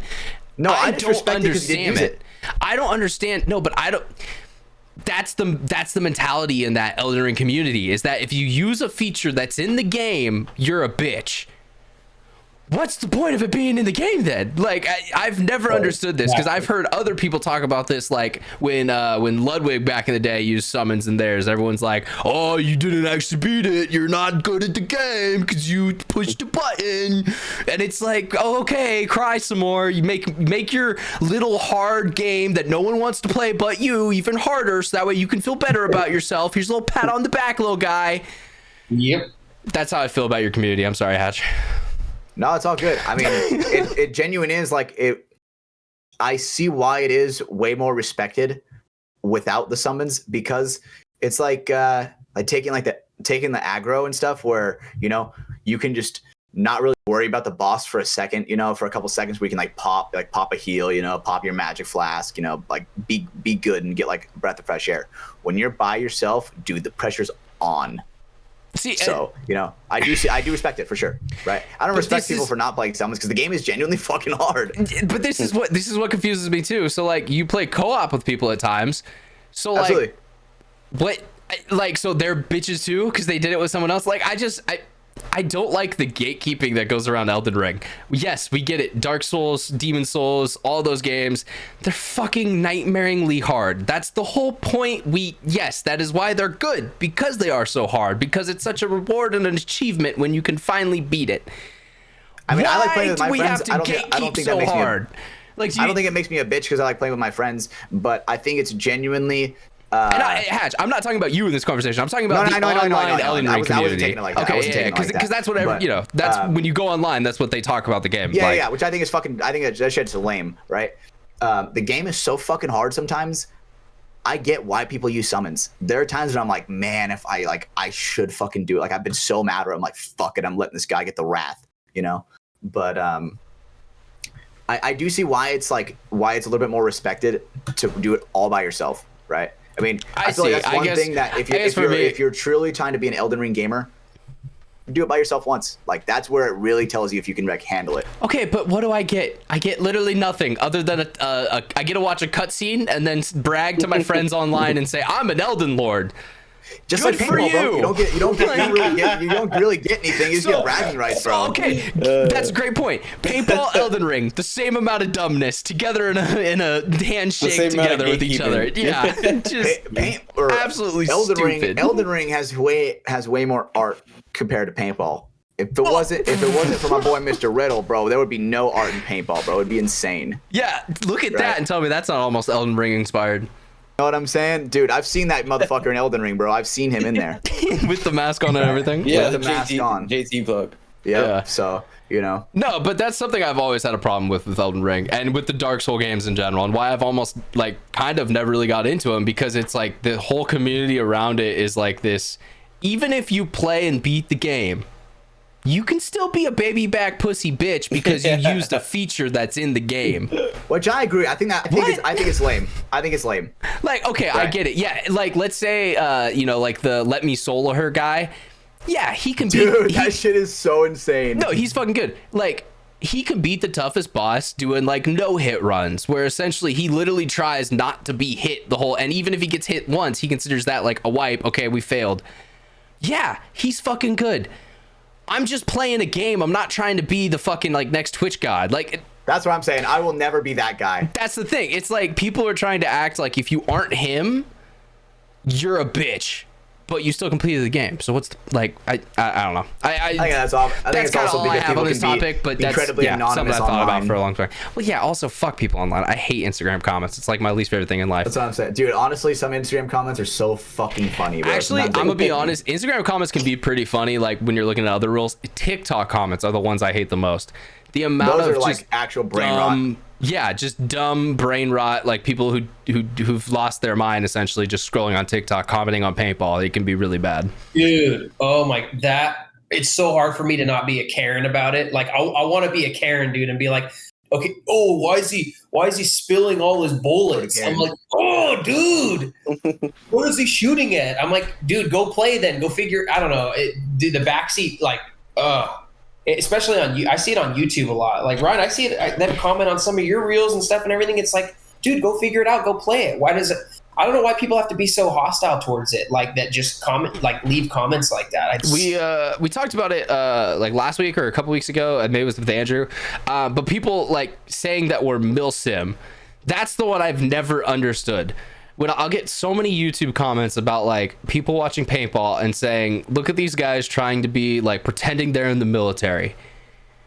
What about our game at all makes you think we're trying to do that? We are wearing colorful sports jerseys with colorful yellow or red and blue bunkers that are inflated with air, shooting gelatinous balls at each other. What about this makes you think we're trying to like be the next Navy SEALs? Is it that we use communication? Is that literally it? Is it because people are talking? But at that point, like, I think it's just because somebody is like looking down sight, pulling a trigger. Is that really it? Is that it? Because it could be like the code names. It could be the code names associated with paintball. Like, oh yeah, like no one ever calls Bravo Charlie. It's yeah, like, oh yeah. god. Honestly, the funniest thing is when you interview people and the players and they'll like, call their, you know, they were at the Delta, we were at the Bravo. The biggest thing was the Charlie though. And this is my biggest pet peeve. If you're ever talking to someone who's not like within your camp, just use generic names. Like, yeah, so the big tower on the snake side, that makes way more sense than being like, oh yeah, America. Where the fuck's America? No, but if you say the big tower on the snake side, oh, okay, cool. Yeah, so I kind of know what you're talking about now, or at least, you know, I can get a vision a little better. But yeah, I've had that all the time. Or like refs will talk about that all the time, but people are like, get him out of the Omaha. Yeah. Like, what do you want me to do? I don't know, bro. Okay. Yeah. Like, at least give me the bunker name. Like, okay, out of the small temple. All right, I at least know what that is. Yeah. It's funny, actually, because like at CPL, like no teams like know our codes is DMG, right? So it's like, and we're like all DMG is reffing, right? To where we're like, go check the fucking goblin, you know? And then fucking immediately goes in and we do our job, because most of them are layouts you guys have played on too, so it kind of helps. Like, you guys already have a code list. Yeah. So, I mean, dude, I personally love rapping. Did you guys see that? Did you guys see that reel that Joseph Photos posted? Beautiful. DBL Drizzy, bro. Dude, that song has me fucking dead, bro. I don't know what it is about that song. It's so good. It's so good. Well, it's because it was a Smite song. Or a Smite? Fucking Spite song. It was made with Spite. With vigor. Yeah, so I just thought it was, I don't know, every time I hear that song, I just cannot fucking not smile. Are you allowed to like that song, Josiah? Yeah, we are. I feel like that breaks your like conduct of being a Toronto from the six type person. Well, I feel like I think Drake put out a song of him rapping on the beat, so I feel like I'm allowed to like it now, right? Okay, yeah, that's true. Your overlord Drizzy has said you can like something, so yes, it's been deemed worthy of our Champagne attention. Poppy so has let it be understood. Him and Trudeau made an agreement that we were allowed to listen to it. So.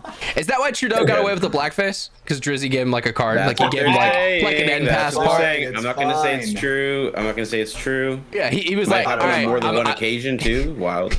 He's like, hey, Trudeau, here's a card. This is going to retroactively take care of those old blackface convictions. No one will care about those anymore. It also gives you 2 future N-word passes. So, you know, if you want to drop it, there you go. You got a pass from Drizzy. Yeah. I mean, if you get a pass, bro, I'm using it. I mean, we talked about it. We talked about it on this show. God damn it, Hatch. Don't do it on this show. Please don't. But we talked about it briefly, but the whole like drama and, you know, rap battle going on between both those guys. I just loved Kendrick's fucking diss. That was just like, I hate the way that you talk. I hate the way that you walk. I hate the way you dress. I hate the way that you look. I hate the way you breathe. It was just like, you know, dude, the thing is, that is so interchangeable with anybody that's in life regularly. Because, dude, when you hear that part, you're just like, you think of that one motherfucker where you're just like, I hate this motherfucker. Like, because as much certified pedophile. Yep. As soon as you this goes hard, start growing up, you know, you start meeting people. Like, you meet a lot of people through life. There's some people you meet where their vibe is just anti-yours. Yeah, like sometimes you go on a podcast and a dude just shows up wearing a dinosaur T-Rex onesie and it's got like a handkerchief on it, and you know, and he just kind of has this vibe. Yeah, I thought I know that's a problem. He just unlocked this skin. Dude, I paid V-Bucks for this bad boy. Dude, check me out, bro. This isn't even a Halloween episode. What is the skin? I don't. Check me out, dude. Check me out, bro. Not seeing enough movement. You know what I'm saying? It's like. What is happening? You know what I'm saying? How many Fuck, drugs I has Hatch don't know how to taken? Why has he fucking do become a that one, Fortnite kid? You know what I'm saying? I like it, Hatch. I think it's style. Dude, the reason why I have this because I actually went to a Fortnite themed party, right? And there were people that were dressing up, and I was like, "Fuck it, I guess I'm gonna get a Fortnite costume." Dude, I swear to God,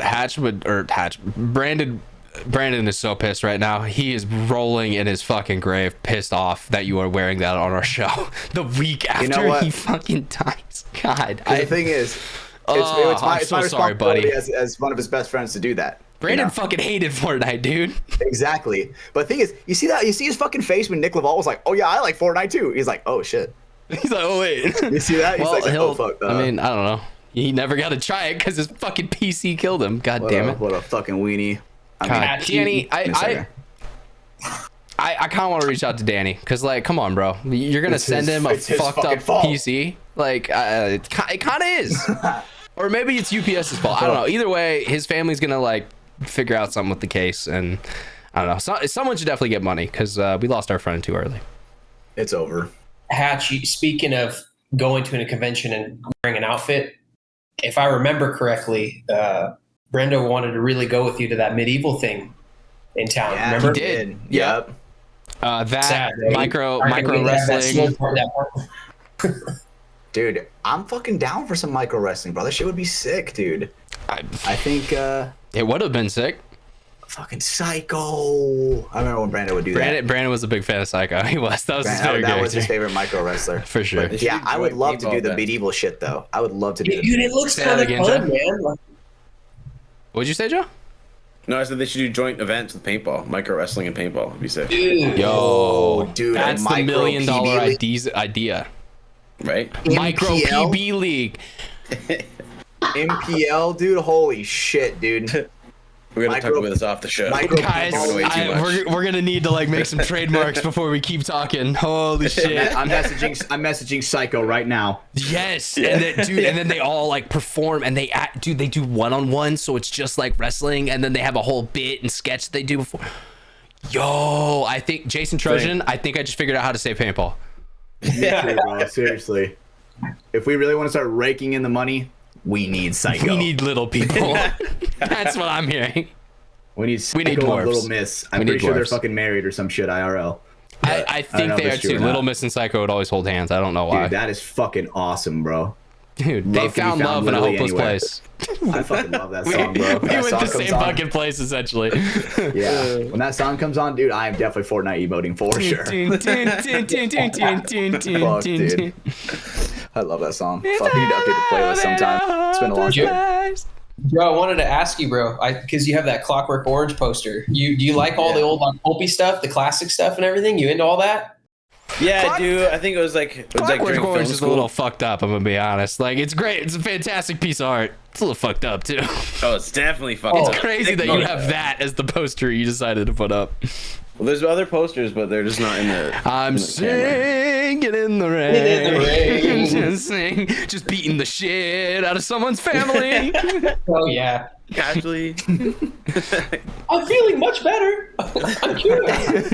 But sorry, I cut you off there, Joe. You were talking about film school. You like got into the classics there, kind of. Is that? Yeah, I didn't know you actually went to film school. I did. I went to Ryerson. I think it's actually called Ryerson's got renamed. I don't know.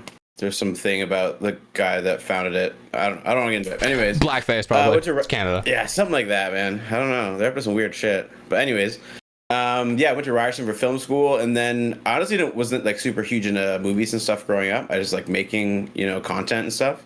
But yeah, I got into kind of the classics and started to like really appreciate them for what they were when they came out, the stylistic choices used in them, and then I started to kind of try and regurgitate that in my own work, not necessarily the same styles, but kind of like purposely doing certain things for certain reasons. But yeah, man, I love all that stuff. I love the classics. Yeah, I think that actually makes a lot of sense. Because so like, let's say look at your work compared to someone like I don't know, Rye Guy, for example. Yeah, you definitely make a very much more cinematic style video, which and that's something that I've always done too, because that's kind of always been my background, is that like more old school Scott style like film world. But like sure. you know, I think of like some of the edits you posted, you know, like it was that one, it was like a slow song to it, it was some like you did a horizontal reel post, like there was one recently that I remembered, I was just looking at it and I was like, this is fucking cinematic. Like this has that feeling of like this is a big, you know, full theater type video. And you know, no shit to Rye just doesn't do that. His stuff is definitely more like kind of the mobile influencer content based, where it's definitely more quick to the action, you know, more shot for vertical and things like that. It's just two different styles. I'm not saying one's better, you know, the other. But no, I would say sorry to cut you off. I would say he definitely focuses more on like the immediate action, the actual event, you know, what literally happened, versus I feel like what you and I try and do is like a little more of like throw like a cinematic storytelling spin on it, if you will, you know what I mean? Don't throw in a let it just be random the shot moment. of a ref picking up a flag because it looks cool, because it's got the logo it on looks it. Cool. And it's in slow-mo, you know, like it's just random shit like that. Exactly. Slow-mo makes everything cool, not gonna lie. Slow-mo makes everything cool, especially paintball was such a fast sport, right? Like when you can slow it down. That's a great point, Joe. Like the fact that we can capture now at like, what is it, like 120 frames per second or some shit? I mean, right? the max I can go, if I really want to go crazy, I can go to 1080p and I can do 240 frames a second. HK and Go Sports both own a Cronus now, which is a brand of camera that can shoot up to 1,000 frames a second. So nice. Think about it this way. When I film at 120, I slow time down to 1/5 of normal time. They slow time down to 5% of normal time. That's fucking sick. Yeah. So like it's so slow, but that can also be annoying too, because like a ball takes 5 minutes to get from here Yeah. Definitely, right? But I to think get across the screen. It's just like, think as long shit, as- it's coming. through the power of editing, bro. Through the power of editing, It's you know. coming. It's coming. Why did you get out of the way? And then it like cuts off because your recording canceled, and then you're like, fuck. Card filled up. And plus, you gotta remember. I remember we talked about this because before, you're Ryan. shooting 4K 1,000 frames per second. What hatch we're talking about? We talked about this before, Ryan, where it's like, dude, filming at that high, bro, the storage is insane. Oh, it's wild, dude. Yeah, Right. I think even when you get to that level of camera, you don't have like an SD card. You don't have a CF Express card. You don't have like a CF Fast Type A card. No, you have a whole SSD that you bring and put on your camera. Like a legitimate, like fucking this. You grab a Samsung T7 and you put that on your camera and you record to it. Does that blow anyone else's mind? Like at this point, you're literally using just like computer level, you know, hard drives or SSDs to essentially record more material because, you know, let's say like I think I got one of my cards here. Yeah, I feel like this. they didn't even use that good of a storage unit when going to the fucking moon. No, they didn't. Well, this SD card holds more data than they had going to the moon as a 64 gig card. But like these max out at a certain level, whereas like this can be 2 to 3 terabytes, which could be an hour of footage. or 10 minutes if you're shooting 1,000 frames per second. And you're shooting like 8K Holy shit. uncompressed, you know, like some super high crazy shit. But that also, Goddamn. like, let's say you're making Guardians of the Galaxy and you're going to throw in all this fucking After Effects, you know, crazy new composited level shit. Well, you need it to be 8K uncompressed with all this data. So that way, when you add those effects in, it doesn't just become like trash looking and just look bad. Mm-hmm. Would you guys say like you film an event like an NXL event, like how much is thrown away versus kept? Like how much do you film versus what you actually keep at the end of the day?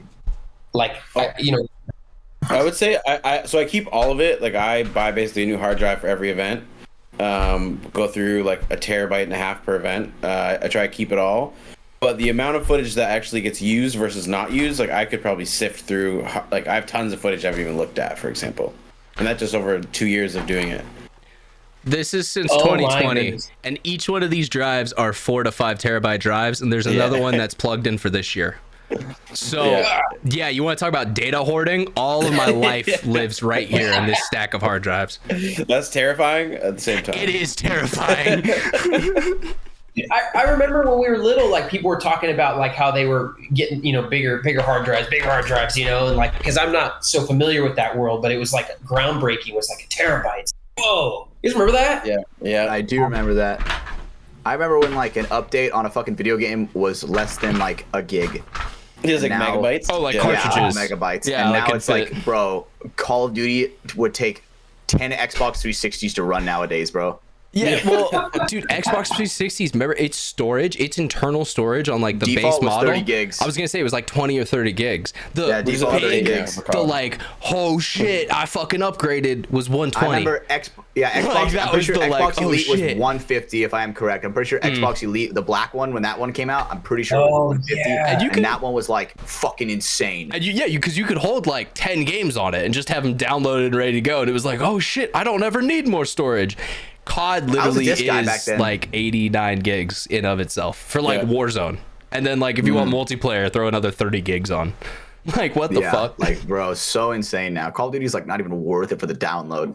I feel like I know every you hate second that Call COD. of Duty- COD hate time. Sound the alarms. Beep beep beep. We're time to No, hate let me COD. just say. So one thing I do like about COD is just like the mindlessness of it, where it's like I can just go in and just kind of like shit talk. I miss that. I wish That's there what was I'm a getting game from that was. XDEF. That's what I wish there was. yeah. There's no search though. That's my biggest thing, bro. No, I know you love Honestly. search, and if they add it, it might be fun to pick up. But I will say Absolutely. that's If they do add it, that's the vibe I've been getting, is like that kind of, there's no real stakes. It's just kind of 6-on-6, just, shoot an ACR, have some fun, get some kills, do what you want.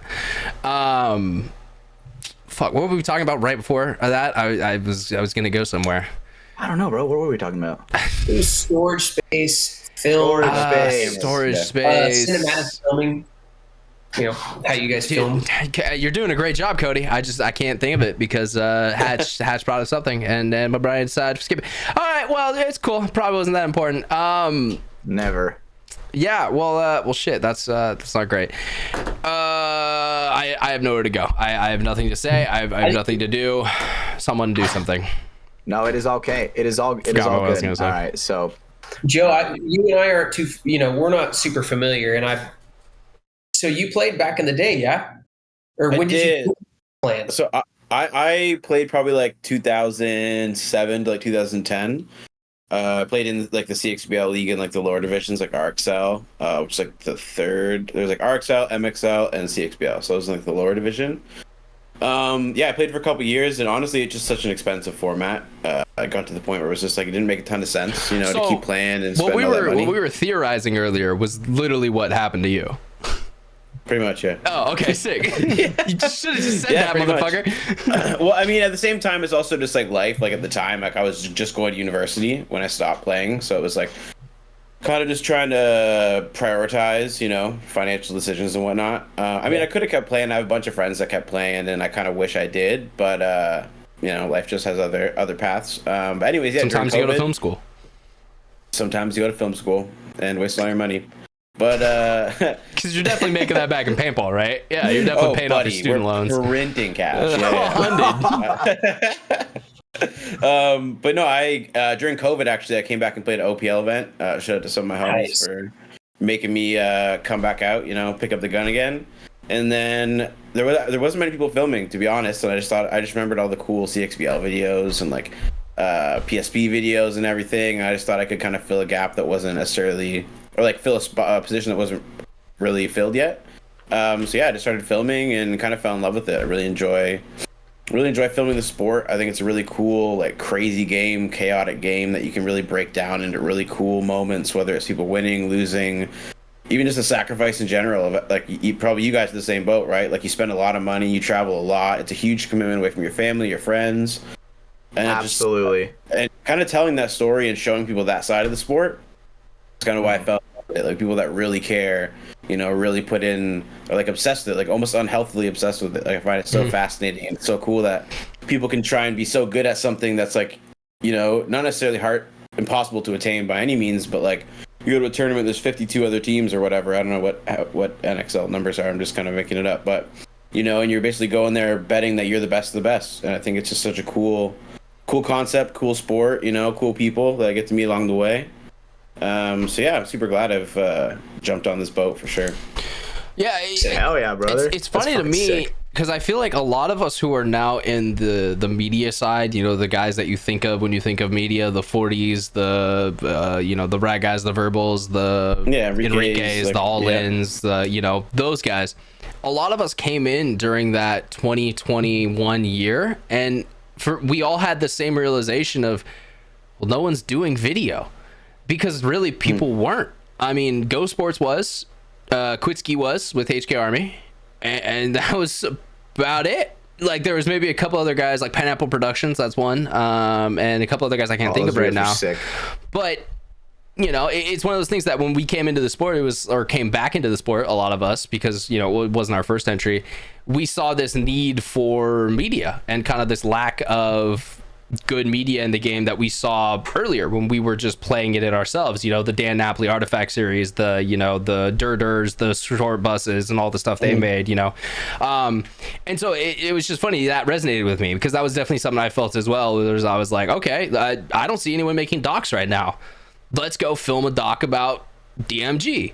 That became Rebirth, and now I'm fucking sitting here today doing this podcast because of that. But I do also vibe with that, like, you know, the most important part of Rebirth to me was not like how DMG did at the event. It was the story of Dylan Boyum being just utterly obsessed with paintball and putting the rest of his life on hold. It was the story of Jordan Boyum snapping his ACL before they went to World Cup and what played out with that. It's a story of Ivan Gonzalez, who flew across the country 3 times a month to practice with a team and make his goal being a pro possible. It's the Hal Vances, the guys who have a professional life that they've already made, you know, work out, and they still are searching for something in their kind of, you know, competitive athletic life to be as fulfilling as what they've done in their, you know, like, profession. There's the Shane House. Literally, this has been his whole life. You know, that team had so many stories going through it that, okay, I need to tell their stories because no one else is. And, you know, now we find ourselves where we're at today. And I would love to do another project like that. It's just time and money, like everything in this goddamn sport. Yeah, I think the other thing too is, like, as a videographer, you're kind of always looking for a story to tell or like a project to do, whether it's like a friend who's a musician, whether it's like, I don't know, like literally anything, right? So I think during COVID, literally nothing was happening. Like I wasn't allowed to organize a shoot. I wasn't allowed to be like, hey, you know, hit up someone like a model and be like, hey, I have some ideas, this is what we want to do, whatever. You weren't allowed to do any of that. You weren't allowed to get hired for a shoot, but you're allowed to play paintball and you're allowed to film paintball. So I think that was another reason too, is just like the timing of like, you know, like, I don't know. It just seems so apparent to me, like, this is what I should be doing. I should be filming paintball. Like, there's lots going on. It's a super cool story. Well, I think it's kind of both that, because mine too, like, before paintball, I was working as a professional video editor in Vegas. That was one of my jobs. And the other one, I was doing live event production stuff at night. Dude, I was working a fuck ton down there, and it was funny because when COVID happened, it was actually kind of nice for a little bit as like a kind of break from everything. Yeah, it was great. And then it got to a point where, you know, I had that itch of like, dude, it's been 6 months since I've opened Premiere and had anything like worthwhile to put in there other than like random stuff I filmed here and there to like kind of keep my brain active. And so and then that led to Rebirth and everything that's come since. But no, it was that's something I noticed there in what you said, so I just wanted to point that out. So we have some similarities, you and I. Yeah, COVID brought us back. COVID brought us together. Let's be real. You and me, you're a dude from Toronto and I'm a guy from Sacramento. We would never know each other if it wasn't for COVID and paintball. I love you guys. Texas Media House. Yeah, that Texas Media House. That was probably, I would say that was one of my best experiences at like a Airbnb with the guys. Yeah, that's like one of my favorite NXL events for sure. That was you, me, Fitz, Rye, Greg, 40, and Eli was there as well. Yeah, Eli Guy Media. Just such a great group of guys. I had a blast with them. It was kind of like living with your boys for a couple of days. It was hilarious and it was great. And we laughed, we cried. It was a great time. We used the Diet Coke can for, you know, things that it wasn't supposed to be used for, but it worked. I do have to commend you guys. I mean, it's the amount of video and like just paintball video and content that is out there now. I mean, it's never been like this. right? I never. I mean, it was never like this back in the day. You held on to your serial killers DVD for dear life. You're like, this is what I've got. You know, and now it's, I mean, I think there's two reasons behind that. I think one, you're kind of on track with, you know, this is a big media boom that we've seen recently. I think the other one is it's just easier to do. Let's be real. You know, if I make a doc, I don't have to go and get it printed on CDs and then go to the local field and hand those out or sell them. I can just upload it to YouTube. So and the camera's more affordable. Cameras that work better and take better quality. Like I remember 2017, I was one of the only people on the pro field with my GH5 that had 4K recording, just capabilities at all. Now I'm pretty sure everyone does. Like that's just standard. So cameras get better, lenses get better, and because of that, things get cheaper. So people are willing to bring more, you know, and there's so many guys who have FX3s or FX30s who bring those on the field now, because for $1,500 for the FX30, right? Like 1,500, 2,000, somewhere around there. It fucking looks awesome. It's one of the best cameras for that price point. And so now, you know, you don't have to bring your Red out there that's fully, you know, furnished and has all of this, you know, $10,000 worth of lenses and screens and wires and all this stuff hooked up to it just to make it operate as well as, you know, $1,500 Sony does now. Sure. Yeah, and you don't know, it's insane. And you don't have things weight. are a little more user friendly. Yeah, sure. The weight, honestly, like when I was filming with Hormesis, they had me set up on a cinema camera that was the FX. Was it the FX? Was it the 6? Yeah, it was the bigger body one, the 6. Yeah. And so the problem with that became, dude, that was a 40-pound rig when you added on the tripod that could support it, the microphone and everything else around it. Dude, walking around a paintball field all day with that shit fucking sucks. Because, I don't know, you guys been to an NXL event. You know how far it is to get to each, you know, every individual pit or different field. And it's just constant, throw it on your shoulder. All right, go walk over here. Set it down. Get it leveled. All right, get it ready. Now we're here. If I get hit with a lane, I'm just going to be here. Like, that, I got hit so much with paint when I was filming that because I just can't move. Like I have a heavy ass tripod, heavy ass camera. It's not happening. I'm just gonna sit here and hope I get good footage. Yeah. God damn, that's so rough. Well, you know what, dude? We appreciate your sacrifice, brother. It's not just me. Joe does it too. You guys should see him at the end of the weekend. I appreciate both your guys' sacrifices. It is rough with that. It is kind of like this unspoken thing between guys who do like media. You can always tell guys who do video versus guys who do photo just by how dirty they are. And there's kind of this like unspoken respect rule of like, you know, if you see a dude who is half covered in yellow, it's definitely a like fist bump moment. Like, all right, bro, I see you. I know what you just went through to get that shot. I hope it works out. Like, I hope your exposure was on. I hope your focus was great. I hope the audio came out correct and you could have a banger shot because, you took pain to get through that. Whereas photo guys just sit there, get out. You see Stretch just tick, tick, tick. Okay, now I walk over here. Yeah. Tick, tick. And he makes fire. It's amazing shit, but it's different. You don't have to go through as much pain to get it. Very true. I envy that part of it. Oh, for sure. I mean, I'm the kind of guy where I choose to go in and get shot. You know what I'm saying? So that shit also sucks. But luckily, I got my adrenaline pumping, so it ain't anywhere near as bad as you guys. No, dude, yo. Yeah. I wish we could desk pop Joe right now, get his adrenaline up. He's a little sleepy boy over there. What time's it over in Canada? Yeah, well, it's midnight for me. Oh, okay. Oh, do you work tomorrow? I do work tomorrow, but I don't work till noon. So. Okay, all right. You got some time. I don't feel as bad. You were working early today. What do you do? Do you have something in film? Like I know you've been doing some stuff with that. Yeah, so I do. I work for a company that we basically do like data management and quality control for TV commercials in North America. So like we have to make sure everything's basically to different standards depending on where it's going, and then we just send stuff off to TV stations. So it's lots like watching commercials, fixing ads, putting phone numbers in, that kind of stuff. But yeah, I just work from home, so it gives me time to like edit paintball stuff as well, which is nice. And they're super cool about time off. So I was gonna say that's probably the biggest thing about your job that's nice is like the flexibility with 100%. I mean, that's the hardest thing with filming paintball is being able to go 5 times a year to events. I mean, just it's not cost effective. Like you have to book a team, you have to book a flight, you have to book a hotel, And then I think now the divisional media pass is like 150 US. So Damn. like you're like $1,000 just to cover your costs. I'm gonna be honest. I haven't bought a media pass in years, but that's just me. I've been blessed too by, privilege. you know what I mean, like Lone Wolf and Ryga have been sick for that. But yeah, it's just like it's hard, bro. Like not a lot of people can make it work, especially if you can't get the time off work or it's unpaid time off. Like and I was gonna pivot that a little bit. You know, let's take it.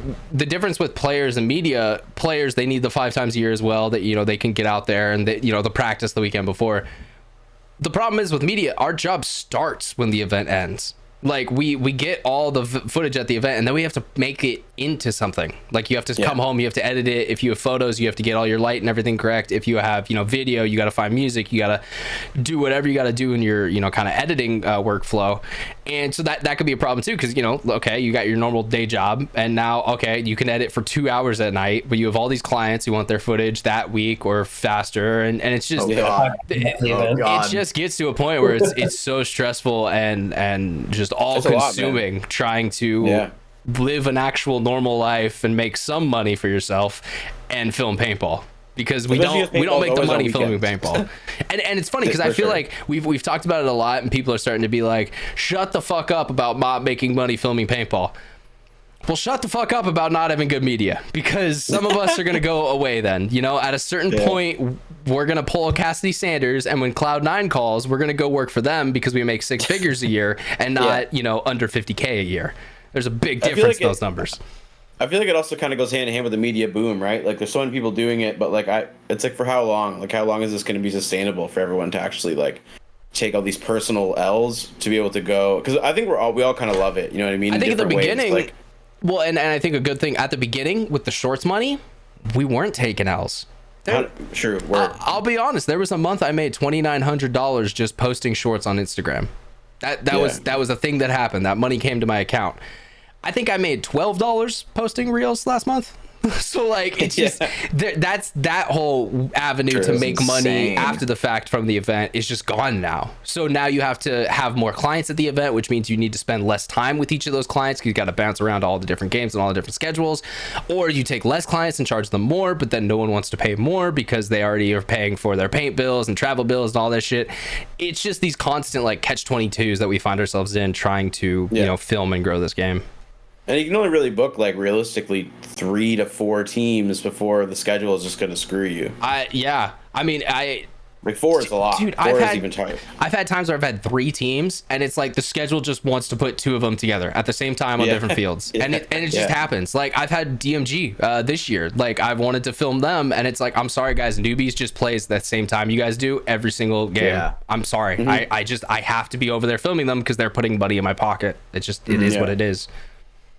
Yeah, it's hard, man, because like it kind of just limits the amount of money you can make, but you still have to spend the same amount. You know what I mean? So it's like definitely hard, but that's why you see us doing the long form stuff like Verbal with his Fit Live series. I did this stuff with Last Row and doing other stuff like that. Because it's a little known secret, but YouTube long form CPMs still pay pretty well. So if you can hit a video that makes 20,000 views. Okay, that was worth the time making that. Like that's a good little chunk of change that's going in your pocket. It's not thousands. It's not life-changing money, but it's worth it to spend the time working on that video. It's rewarding when you get money from working hard. 100%. Like, dude, it's been crazy to me. My video about Infinite Paintball, I made the little video essay. That was like one of the second ones I did last year, where it was just about like gaming in paintball and like how those have been connected throughout the years. That video gets 80 views a day, no matter fucking what. For literally, since I posted that video, it has shown pretty much 80 random views from people clicking on it from the homepage, from it getting suggested, from people going to check it out, people using the search feature. It'll just keep getting in the algorithm, and that feels great. Like those type of things are awesome, and they feel rewarding because it's like, oh, not only did this find a audience at first, but people are actually finding this video in search, SEO and other ways, and they want to click through and watch it. Dope. Now that incentivizes you and rewards you into making more content like that. Especially when the new form of media where it's like you put something out and now it's like a week later it's like basically gone forever, Hell yeah. Gone down the hole. No, essentially. It's here and now. You got the video that you posted today, the one you posted 3 days ago doesn't matter anymore. Exactly right. So which is also, cool and I think to kind of combat you those on a views. point, Hatch, this is why you just need to post things. Which is why haven't we seen a single meme on the FTS page in a long time, buddy? Because I'm a fucking bitch. Because you've been spending too much time going to Fortnite parties wearing Fortnite costumes, shitting on straight COD, up, bro. Fucking emote times. There we go. But so yeah, dude. but make one of those, post one, because like we said, it doesn't matter. The audience that likes it immediately will like it, and a majority of the time, a week later, no one will ever see it again. Just is what it is. Definitely. Fuck, man. I definitely need to get better at it. I also did remember, and it's kind of similar to what we were talking about. I remember what I was going to talk about earlier. We were talking about the whole shitting on COD conversation. I actually watched COD League, some of their like pro league type stuff that was going on. They had one of their major events recently. And I want to give a shout out to Sam, to All in Media, because he actually went and was credentialed media at the Call of Duty Pro League event. I think his photos were sick. And got some great shots. Sam is an amazing photographer. I think that, people know that in our game. You've seen him for a while, but yeah, I think that's a dope way of like guys trying to reach out into other things and like go, be in different aspects of photography and videography. Yeah, dude, his photo. I mean, he brought up a really good question about, why don't we have cool ass trophies? It's a valid question. Because we don't want to spend the money on it. Because we want to spend money other places. Because we don't have money. It's money. Money's the answer. God Money's always the answer. Dude. And we need That's why we need the hopper that prints paintballs, bro. Yes, dude. Thank you. Need that. Thank you. Up top. Bring it all the way back. Fucking like that shit, there we go. boys. That was a four-way high five. That was a good one, boys. Hey. That's a four-way. I ain't gay in a four-way. Maybe I'm a little off on it, or I'm late to this party, but I feel like I wonder, how do you guys feel about film entering paintball? Like, are you seeing that trend happening at all, coming up, boiling up, like shooting on film, paintball on film? I've seen a couple things trickling in. Well, so 88, we got to shout out 88 film. Yeah, Nigel. He's sick. Does absolutely what he does is art. What I do is stupid dumb content. There's a complete difference. Film is incredibly difficult. Like, take what we do and now make it so that way every time you take something, you don't get to know if it's good or not, and you don't get live feedback. Like, it's just, it is just so much more difficult to get a good film shot. And so I think that's why. Well, I think, the reason why I think it's coming back is because it is just kind of that like hipster trendy thing. People like to shoot on film. There is a part of like the creative content culture that likes, stuff on film. And because it does have a look, you can tell when something's shot on film, it looks a little different to your eye. And I think that's why we're seeing guys like Nigel and maybe a couple others start to bring out film cameras. And I know like Spencer Saturday, not another Saturday, not another Sunday, he'll always just like bring out like a random film camera. Most of the time doesn't even shoot through his whole roll, but he'll just have one on him because he likes having it. It's kind of cool to grab a shot of your friends or something. So I think that's why we're seeing that. I think it's just because in the whole creative world that is kind of coming back, you're seeing more people start to use it again. But I don't think it'll ever take back over because it makes no sense. It's more expensive. It's more difficult to do. It takes longer to get it developed and put out onto social media and stuff like that. Like, let's say the reels that we're doing, you're not getting those same day with like any type of film aspect or anything like that. Nope. Yeah, especially with film and video, it's a little different. Film photos, I think, is a little more manageable because, depending on what kind of video camera you're using, let's say you're using like a 16 millimeter film camera, like you technically need to change the film in somewhere where it's pitch black, whether it's a bag, or as a room that's pitch black or whatever. I think with the 8mm, they have like cartridges, I think. Mm-hmm. But yeah, the other ones just are film rolls. So like you literally need to film that somewhere or change those rolls somewhere that's pitch black. Photography, again, I think it's a cartridge, so you don't necessarily need to do that. As well as just like the paint, and like I feel like if a film camera, like a video camera, got shot while it was recording, it would really mess up the image. Like I don't know that you'd even get it. So I think filming like video on film has a lot more difficulties. I couldn't even imagine. Yeah, you just have so many things that you'd constantly be running into, just like ruining your day. That I don't even know if it'd be too worth it. And you have no clue if your shit's like exposed correctly. So like Or if your film's in right, like your film could be in crooked or backwards Yeah, or it's something, just and you light shoot the leaking whole the day whole and time. nothing's there. Yeah, it's just like there's film is brutal. It is And you a have no difficult reference, thing. so yeah. Oh fuck. I've done this twice tonight. I was gonna pull up something off that. We were talking about film. God damn it, I don't know. My brain's all over the place tonight. Yeah, Nigel has a bunch of really sick photos in that. What's the new book that came out? Great American Paintball. Yeah, Gap. Yeah. Dude, Yeah. Nigel's got a lot of really sick photos in there. Yeah, if anyone it's good for that medium. Huh? Sorry? It's good for that medium. 100%. And like it definitely has a feel to it, and almost like I don't even know. It's so hard to put words to like a really well taken, really well framed like film photo. Yeah, it's such an immediate moment. Like with an electric camera, you take 100,000 photos. With a film camera, you're just literally like, and that's it. You know, you walk away. And there's something to that I think that's like really cool. And that's why I called it art, because it really is. It's yeah. You know, whereas think of it this way: digital camera, you're 10.5 blasting balls out there. Film camera, you're playing pump. It's not about how many you take. It's do you take one good shot? Like, it doesn't matter how many shots you take. So I think that's the best way I can relate it. That's a great analogy. I did remember what I was gonna say. Speaking of like the style and like the kind of the aspect of like, what's the right way to say it? Like the aesthetic? Yeah, the aesthetic. There you go. Perfect word. I really love the aesthetic of like Sony Handycam footage of like the 4:3 kind of blurry, like handheld VHS vibe. Yeah, like that type of footage. And so like that to me would be the like going retro for film, if that makes sense. Whereas like, you know, if or for film, I mean for like video, like that would be like the analog. Whereas you know, like taking a film camera for pictures would be that now.